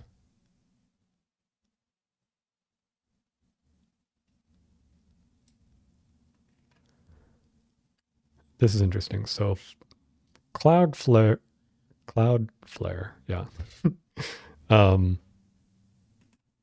provides this. I don't really use Cloudflare usually. That does also make me wonder if Fly offers something similar, because I do use Fly.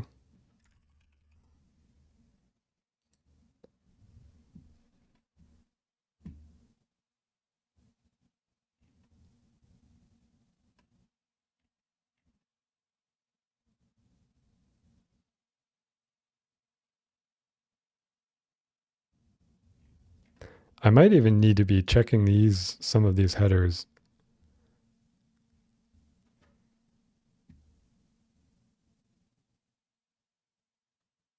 Does Fly use Cloudflare? No, but you can.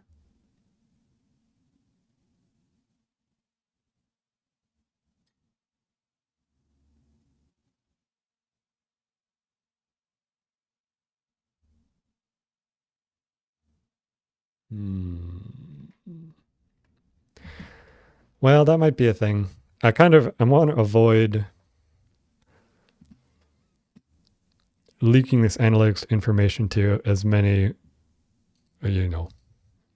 like minimize the number of services that are going to be seeing these IP addresses. But it's possible that I'm going to need to add one for geolocation. Beacons and broadcast channels.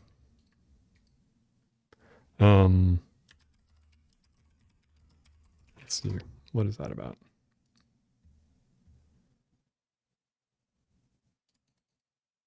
Oh, this is for sending messages between tabs. Yeah, there might be something interesting there.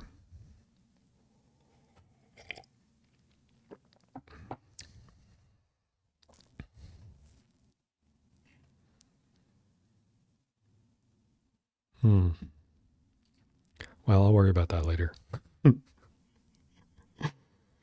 I'm sure there's going to be some interesting stuff about having multiple tabs or the user switching between tabs in the same domain.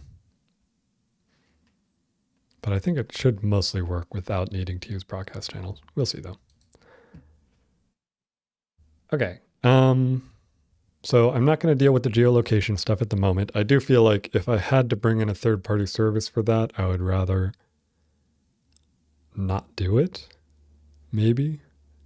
But if all I have to do is put it behind a Cloudflare CDN, I don't know. I don't really like using Cloudflare, but maybe there's a different CDN provider that has a similar service. But we'll deal with that later as well. In fact, let me actually make a new file here. Notes.md. To-do. Add geolocation based on IP address. Need third-party service.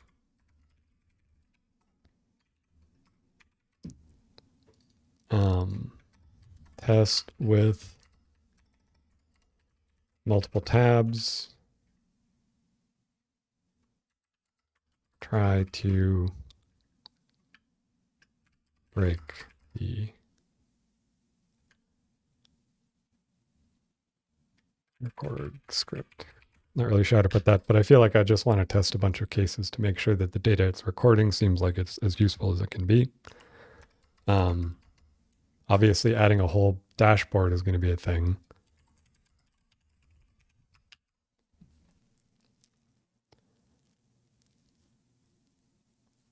What else? Test cores, headers, separate domains. Because currently we're testing with the same domain with different ports. I think different ports. I don't know if that's considered a different origin, if it has a different port. I forgot.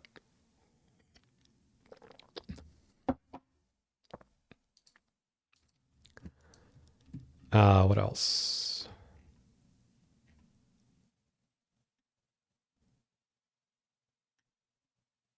This one.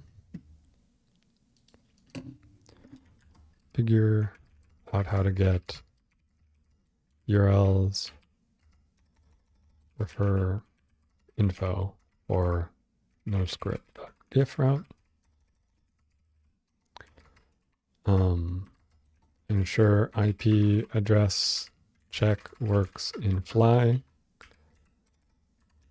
Do we need to read the Fly IP header instead? A lot of stuff to check.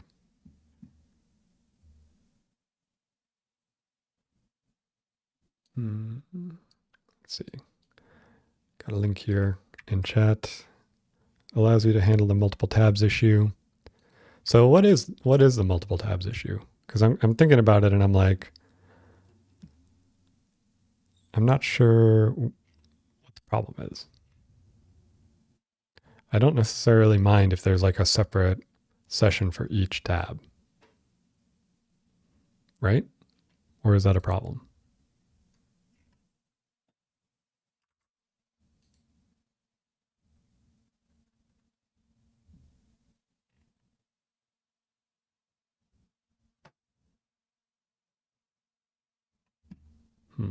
Do I need to do that too, I wonder?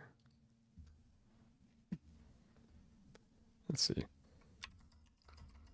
Are there cases where we need to listen for before unload? Or is visibility change enough?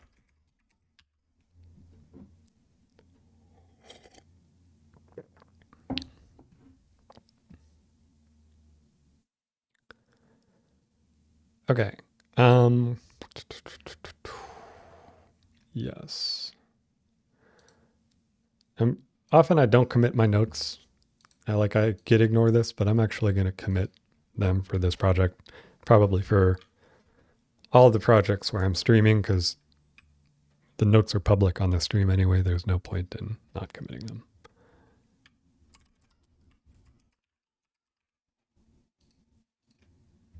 Okay. And I'm also going to add something here before I forget. When I come back to the project next week, I'll probably be like, what do I do again? So just give myself some instructions. Run dev server. Run serve. Oh yeah, I'll put something in here.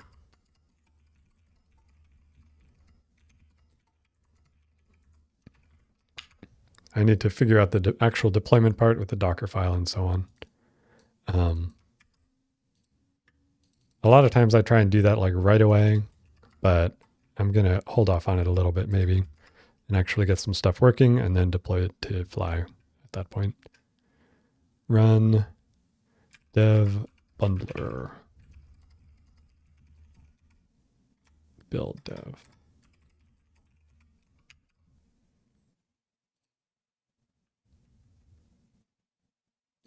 And isn't there, I think there's like some bun thing where you can run them in parallel. Just as a little convenience thing.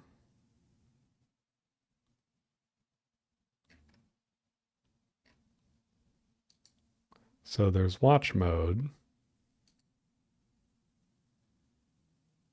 hot mode, bun run.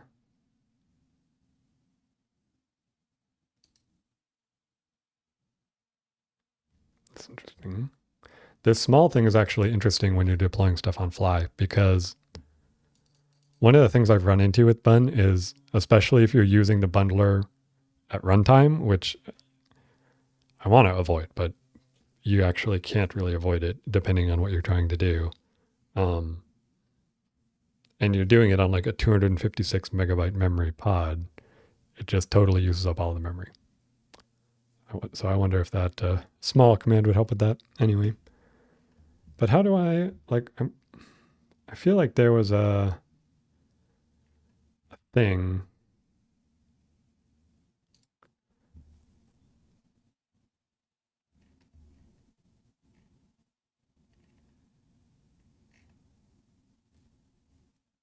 Maybe if I look at it here, bun run help.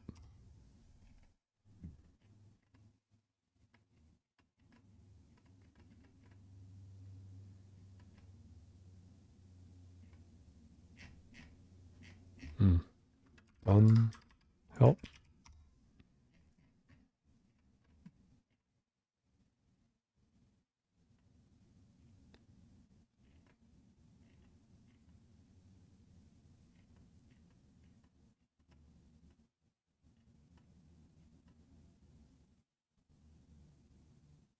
Okay, I'm not sure. Doesn't really matter.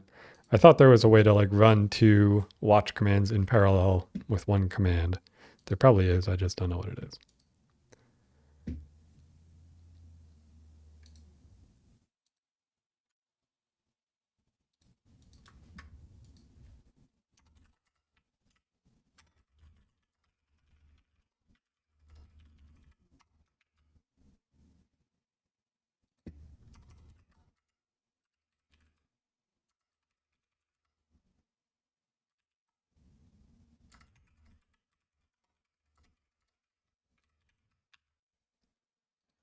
Okay, let's add usage instructions to README.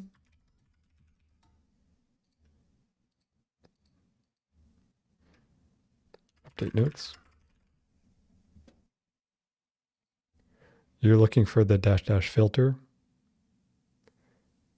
Anytime you're trying to find someone, just ask GPT, instantly finds it. It's good advice, I think. It's something that I actually use Claude more. I try not to use it on stream for actually writing code, but for personal projects, it writes a lot of my code for me. But it's probably something that I should be thinking about, is like using ChatGPT or Claude or something instead of trying to look through the docs myself. Yeah, this is what I was thinking of. Okay. Use the filter flag to execute scripts in multiple packages at once. Huh? So this is what I'm looking for. But I don't know if it's actually going to like work for what I want.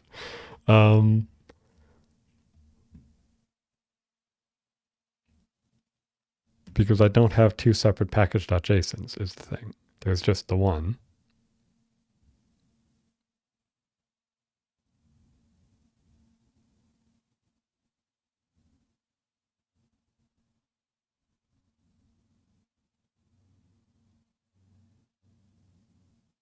But maybe there should be a separate package.json for the front end.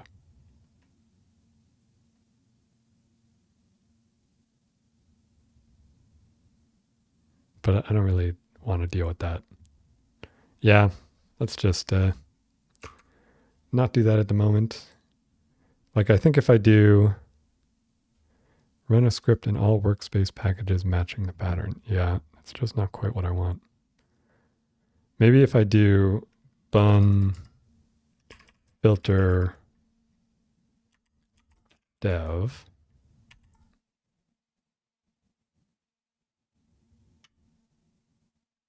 is that going to do a thing?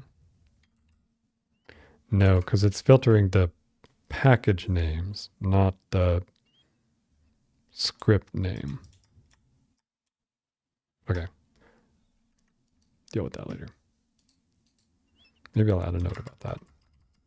Maybe create separate package.json for front end so we can use bun filter.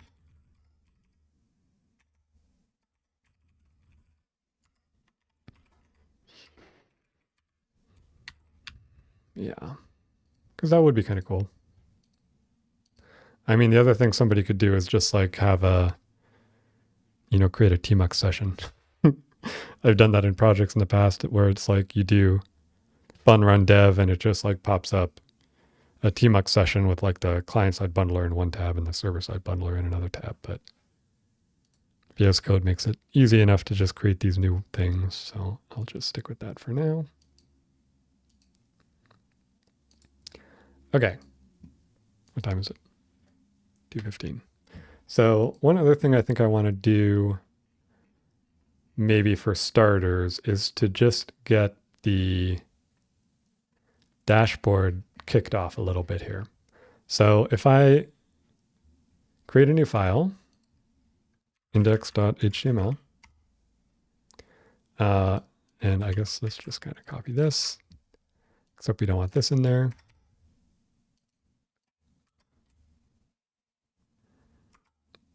What am I calling it? Nanolytics. And then here we would do like script.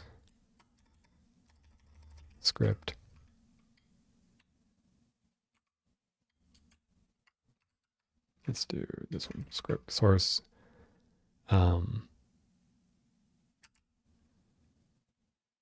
Dashboard.tsx. And then if I make a new file here called dashboard.tsx, and let's actually copy this from another app as well. Just copying the boilerplate here.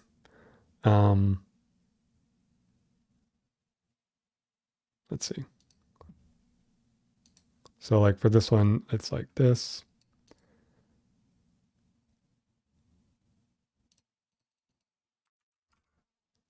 And then maybe I'll just copy all these. It's all good stuff to have.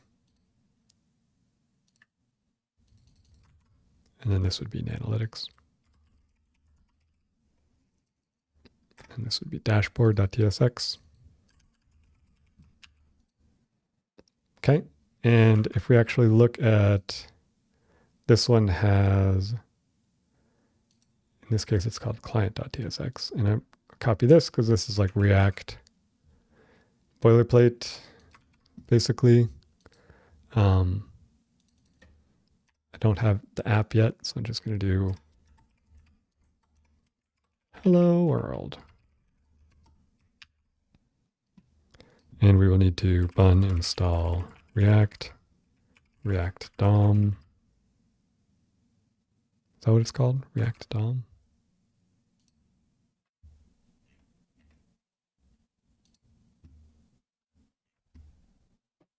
Yeah. Yeah, okay.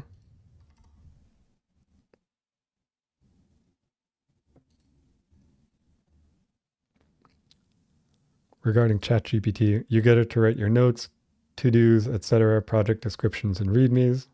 Give a background agent some time on items in the to-do list and create a PR for it. Too easy. Yeah, it really is maybe almost too easy in a way because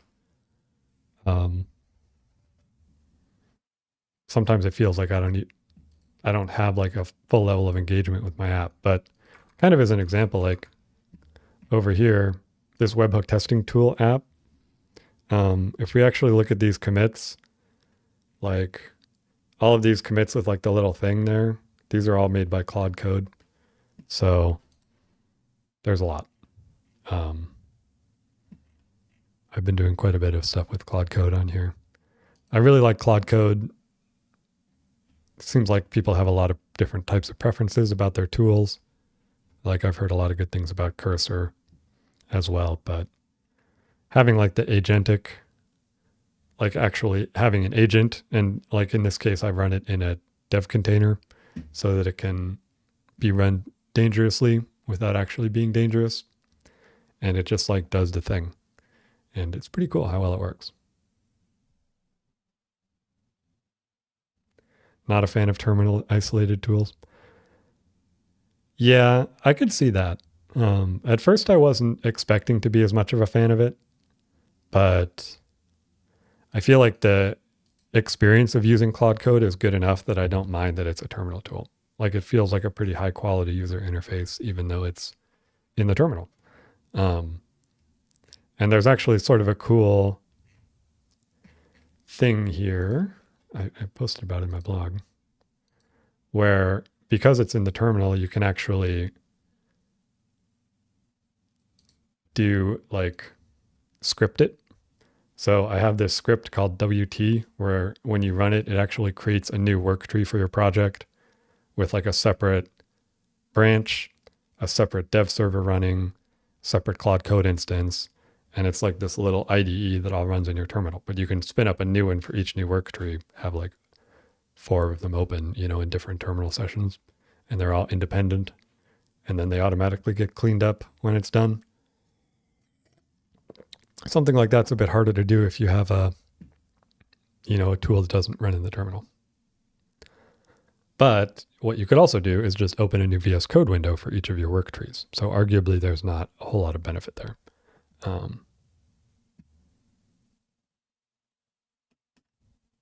Yeah.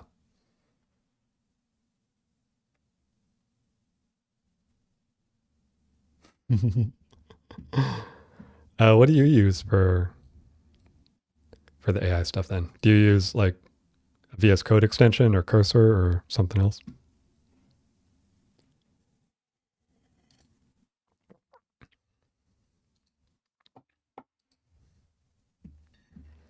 Meanwhile, I'm going to try and get this to work. I mean, it should be fine just like that. Okay, so then we need the get element by ID root. So this needs like a div.root or yeah. Okay, let's see if this works now. So if I add another route here, which would be like slash dashboard. Well, really, let's just do slash get, and it's going to be dashboard file. Doesn't really matter what to call it. And then we would do import dashboard file from index.html. Maybe I should call it like index.html. I don't know. Sure. And so with this, oh, and that needs to be like that. So with this, I think Bun will sort of automatically build that for me now. If I go to, let's do new tab here, localhost 3000. Oh, no, didn't want to autocomplete that. Yeah, so we actually have like this React rendered, very simple component there, but you can see the, oh, okay, yeah. Uninstall this thing.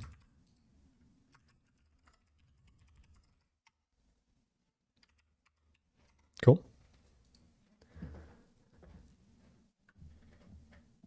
Use an IDE, VS Code Cursor. Mm-hmm.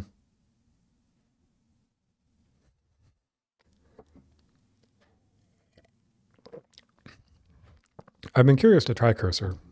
I feel like with the agent approach, it's like, it can be interesting how different the quality of the experience is with different agents, even when you're still using the same model. You know, like there could be two different tools that are both using whatever, GPT 4.1 or Claude 4 Opus or something. And it's like the tools, the model is the same, but the tools are generating context in a different way that sometimes works a lot better than others.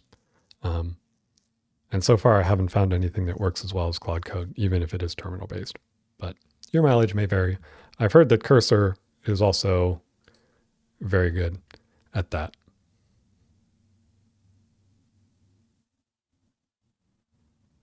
That's why Cursor is far ahead in the game, despite having the same models as everyone else. Once you try it, it's very hard to go back. Yeah, maybe I should try Cursor. I kind of didn't, or I've been holding off on it because it, you know, I don't know. It just feels weird to have like a forked version of VS Code situation. But if it actually produces like good results that way, then it makes sense. I should probably give that a shot at some point. Okay, let's add these. So this is like implement,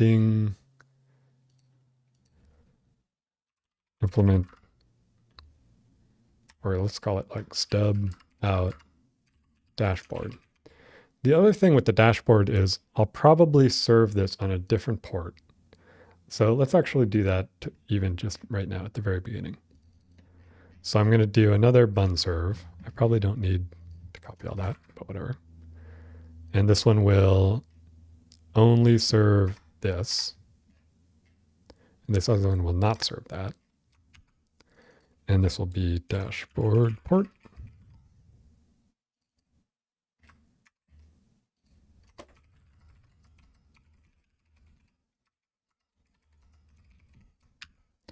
And kind of the idea here is we can avoid having authentication for the dashboard if we just serve it on a port that's not publicly accessible.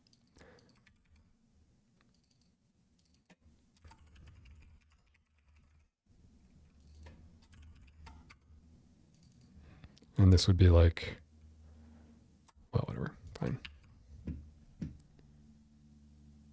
So now if I run this, we have our two ports. And, you know, this, if I do this, I should get a 400 or 404 or something, right? Yeah. Whereas if I go here, I get this. And so that way, when I actually deploy this to fly, I can only map this port 3000 to an actual public facing port. And the other one will require somebody to do like a flight control proxy type of thing.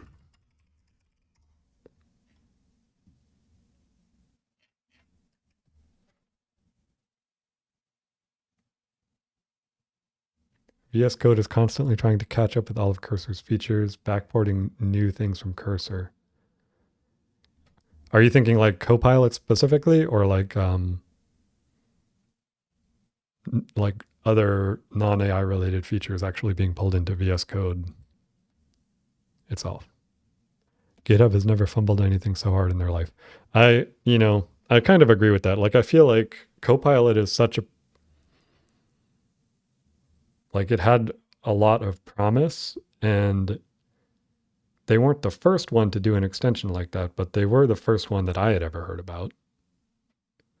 But it just doesn't work very well. Maybe it works better now. I haven't used it in a while, but I remember just feeling frustrated with it.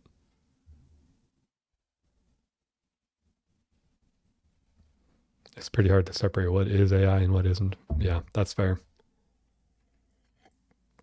It's kind of an increasingly arbitrary distinction, it feels like.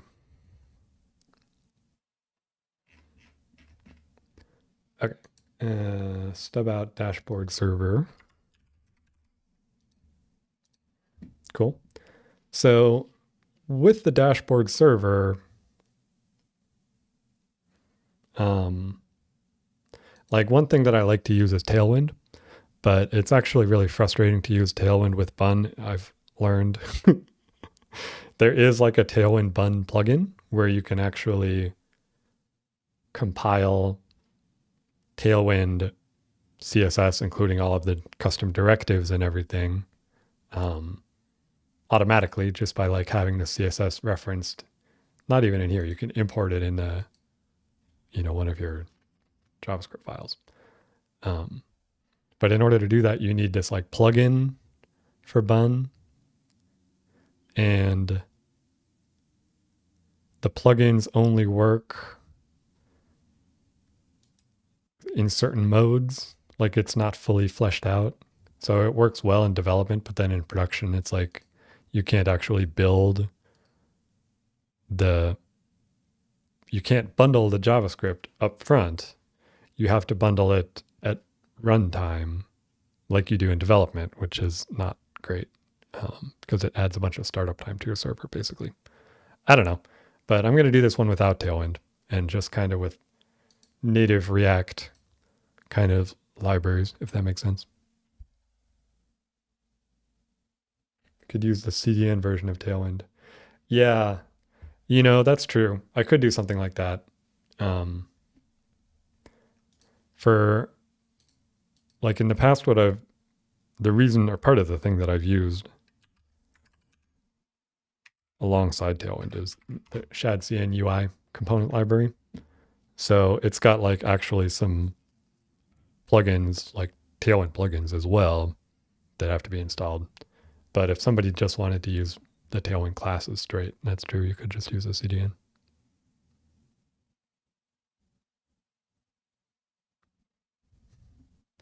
The other thing is though, like you could, kind of what I'm thinking is I might use something like React Spectrum or Mantine instead, where it's like a purely React-based library, and then it has its own set of props that you can use for styling. So it's not Tailwind, it's like React-based props, but it kind of solves a similar set of problems. Less comprehensive than Tailwind is, though. Let's see here. Especially the latest versions of Tailwind, where it's like, I don't know, like the classes can become so complicated. It's really interesting. You can have custom values if you put it in the braces, and like all these modifiers and different, states. I don't know. It can get quite something. But yeah, I might do something like this. We'll see. I'm not going to actually get into the UI design for the dashboard quite yet, though. I do also like with the ShadCN,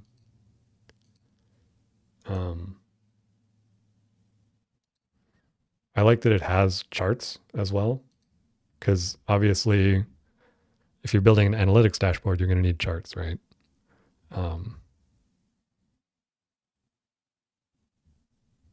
But I'll probably just end up using a separate library for that. We'll see. The ShadCN UI, like that's what this app uses. So I could just copy the setup from this, but I wasn't really satisfied with some parts of it. So feels like the bundler and Tailwind plugin is like still really new.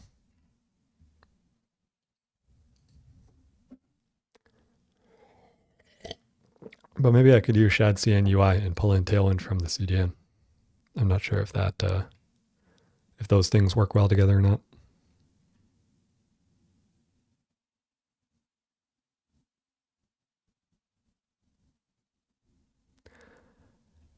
It's nice. ShadCN is nice, but it gets more credit than it deserves because it's just reskinning other people's libraries. Yeah, I mean, it's true. Like all like the components, the interactivity is coming from like Radix UI, right? But at least for me, I'm not like, I don't pretend to be a UI expert. It's hard for me to remember all of the different classes and stuff. So even just having somebody, it's basically code generation, right? It's just generating like a sample or like a scaffolded set of components. with consistent styles. And that in and of itself is really valuable to me. But it's true that it's like definitely building on the shoulders of giants. Nothing wrong with that though.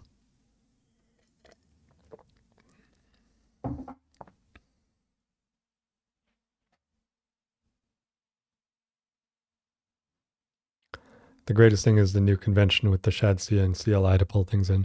I like that too. It also seems nice for, like, it works well with AI, I feel like too. I've never had a problem with AI with any other front-end library either though, so it doesn't really matter that much. But actually having the code right there, the AI can easily load it into its context or whatever without having to look online for docs.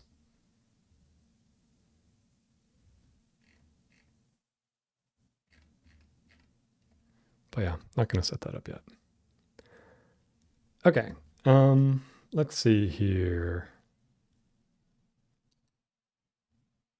The other thing I kind of want to do, I really feel like I'm going to want to install Prisma or something like that.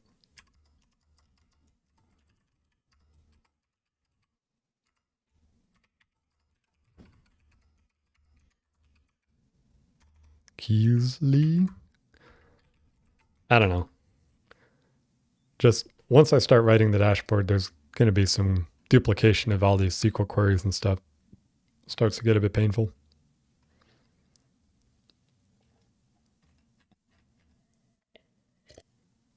Like up here, you know, this is where I'm going to start putting my API routes. Like I could do /API/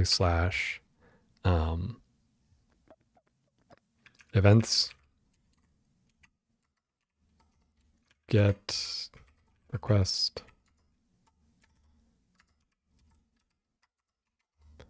return response.json, db.get or .query, select star from events.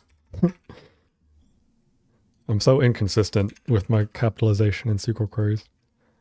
That should be fine. And then I need a .all. One of the interesting things about this Bun SQLite API is that it's actually sync, you know, so this isn't returning a promise. It's actually returning the value straight up. So it doesn't need to be async. Now these, you know, controller methods certainly can be async, and that's not a problem, but it's a kind of interesting design decision to have them not be async. It's something that you can only do because it's in the same file system. You know, it doesn't have to do a network request. Bun is pretty cool. Yeah, I really like Bun. I do feel also that I'm kind of like, I like Bun a lot, but then when they add these new features, it's like I'll try to be like an early adopter of the new features, and then there's stuff that's missing or broken, and it kind of takes a while to improve. I've never really had a problem with Bun node compatibility or anything like that, but like with the new Bun features, it's like sometimes there's just like, just a little thing that's kind of getting in the way. But it's all very new, you know, and they're iterating fast, so the quality is improving rapidly. But like an example is these plugins, like they add this plugin functionality, but then it's like you can't use it in certain situations. So then it's like you want to use a Tailwind plugin, but then you can't use it for actually building with the CLI, stuff like that. The only other problem I ran into was I was trying to do TLS termination in Bun, and you can do that. Like having your actual app, like using the Node HTTPS server instead of terminating TLS with a load balancer or something. And I wanted to be able to inspect the TLS socket to see like what algorithm, like what cipher was actually used for that and stuff.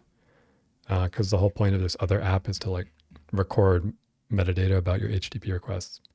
But it's just not there. So I spent a while like being like, why can't I get this TLS socket information? And then it turns out that that's just like not implemented yet in Bun.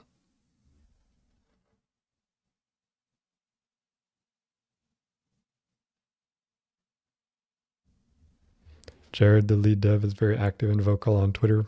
If you run into any issues, just add him and explain. Yeah.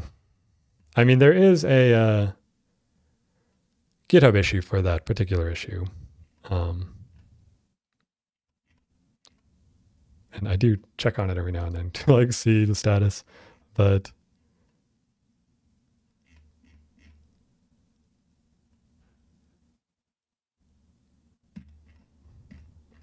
it's kind of still just being figured out, seems like.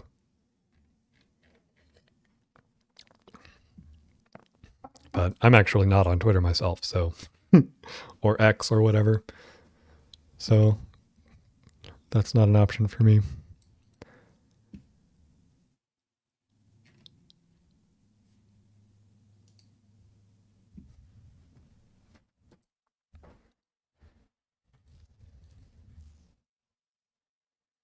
So like over here, the other kind of thing that I like to do recently is use something like TanStack Query.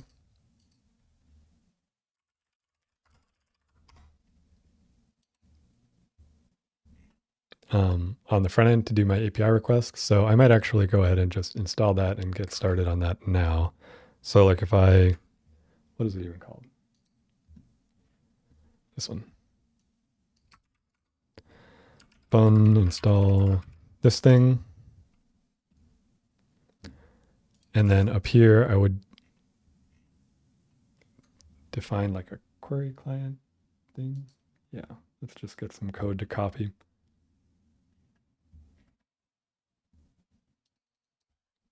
This thing. And, you know, this isn't the way, like ultimately I'll be breaking this out into separate modules, but you can just do it like this.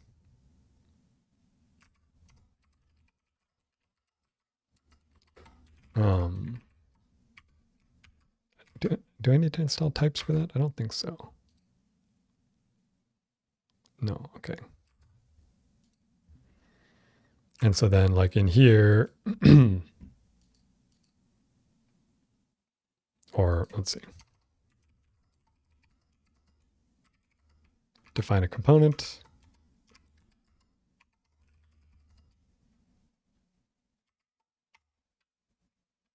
And then this could just be like, let's just do it like this. And then we could do events.map e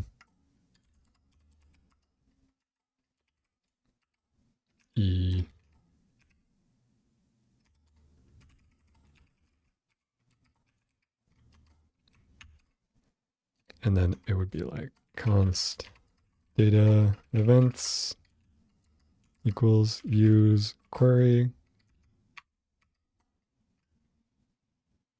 And then what? I don't remember.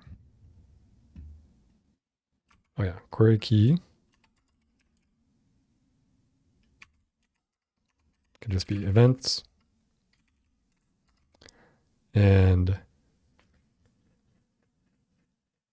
query function. I feel like there's a way to override that with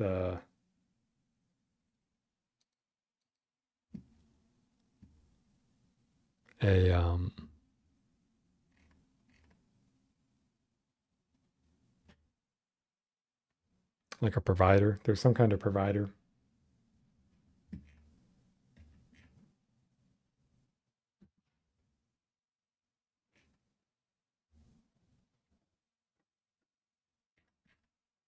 I think, but I don't remember. Let's just do it the simple way for now. Query function would just be like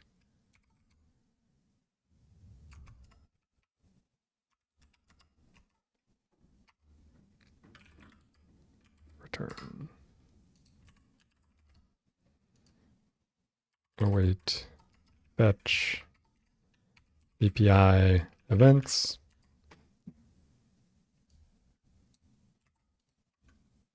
.json, then await that too.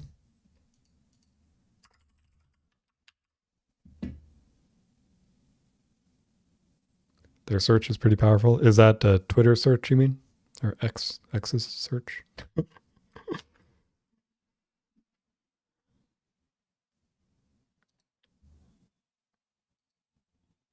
And so if I just do this, I'm kind of curious to see if this will work.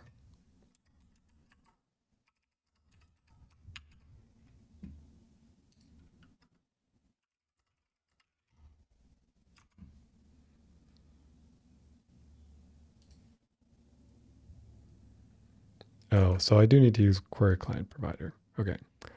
Let's put that in here. Query client provider.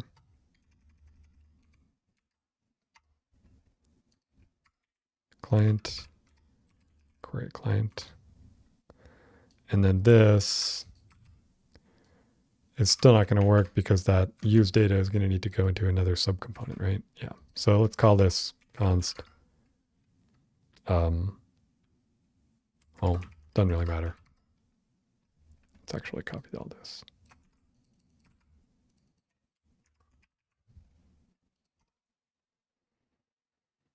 And so this would then be home. This doesn't do that. This doesn't do that.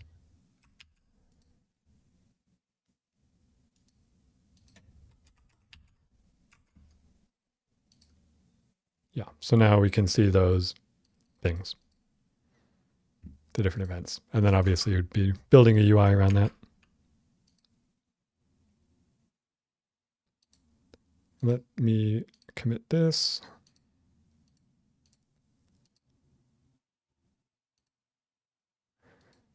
And probably defining a reusable fetch function here would be better. What I might just do in the meantime instead is actually replace this with const use events. Just our own little custom hook to encapsulate this particular use query call.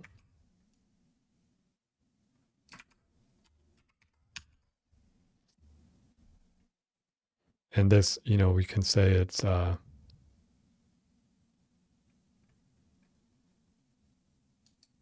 like if I say this returns promise event array.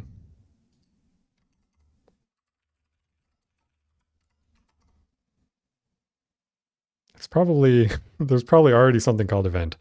I'm probably shadowing something right now, but whatever. ID string, user ID string, start time number, end time number or null. And URL, the other URL string. So now this should know that those events are that. Yeah. Okay.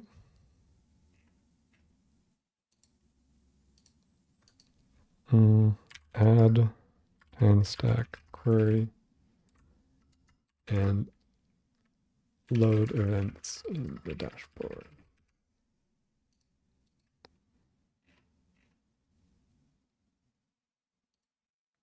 Cool.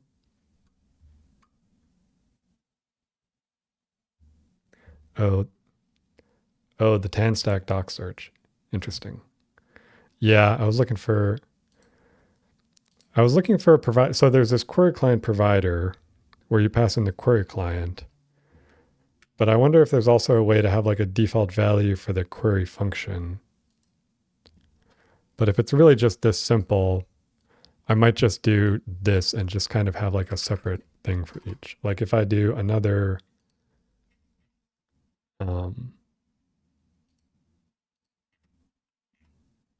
thing here, use event, where it is using an existing event.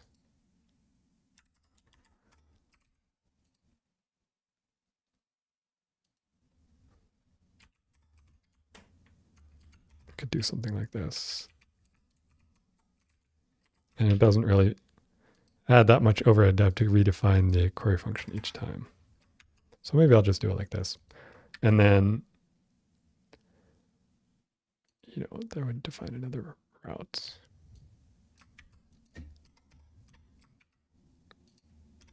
/ID, select star from events where ID equals ID,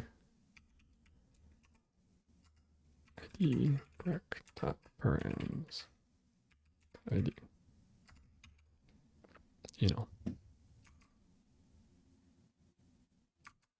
But yeah, let's just append that to my last commit.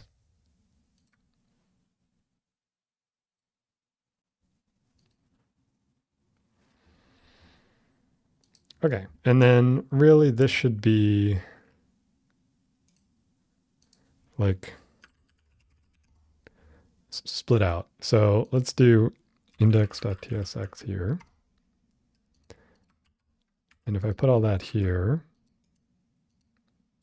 update this dashboard / index.tsx, then I can make new file app.tsx, which would have this.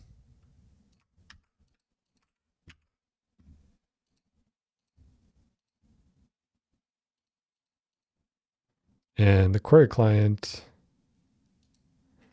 can probably just go right in here as well. I might as well export that in case anybody else wants it. Then I'm going to do a new thing here called home.tsx. Usually having like one component per file feels better to me. And then I'm going to do a new one called hooks.ts. Don't really need the tsx. And this one will have these two things and this. And these need to be exported.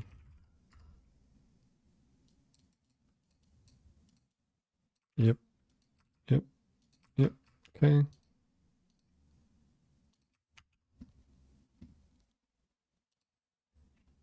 Okay.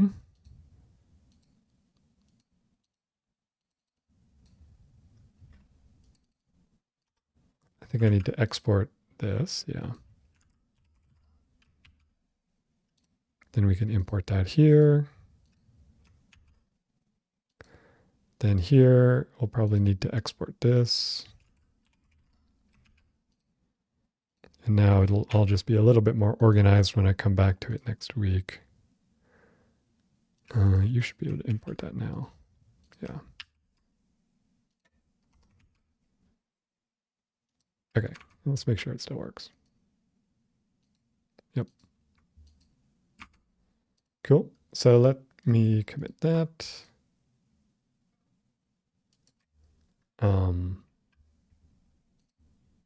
And really, I'm going to move this up here too, actually, and change this to that. And this dashboard index index.html.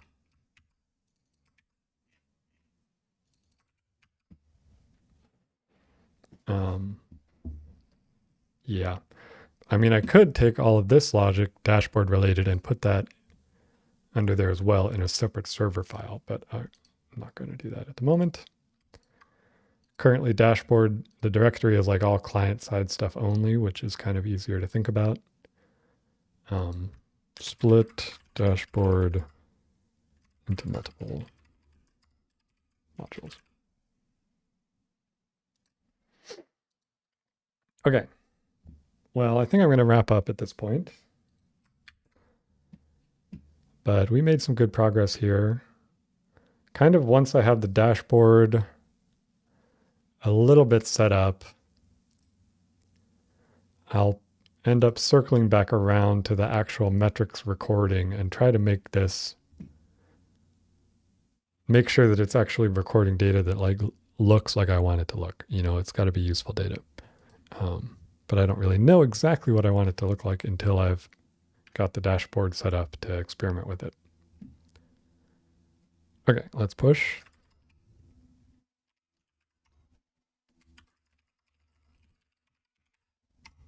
Whoops.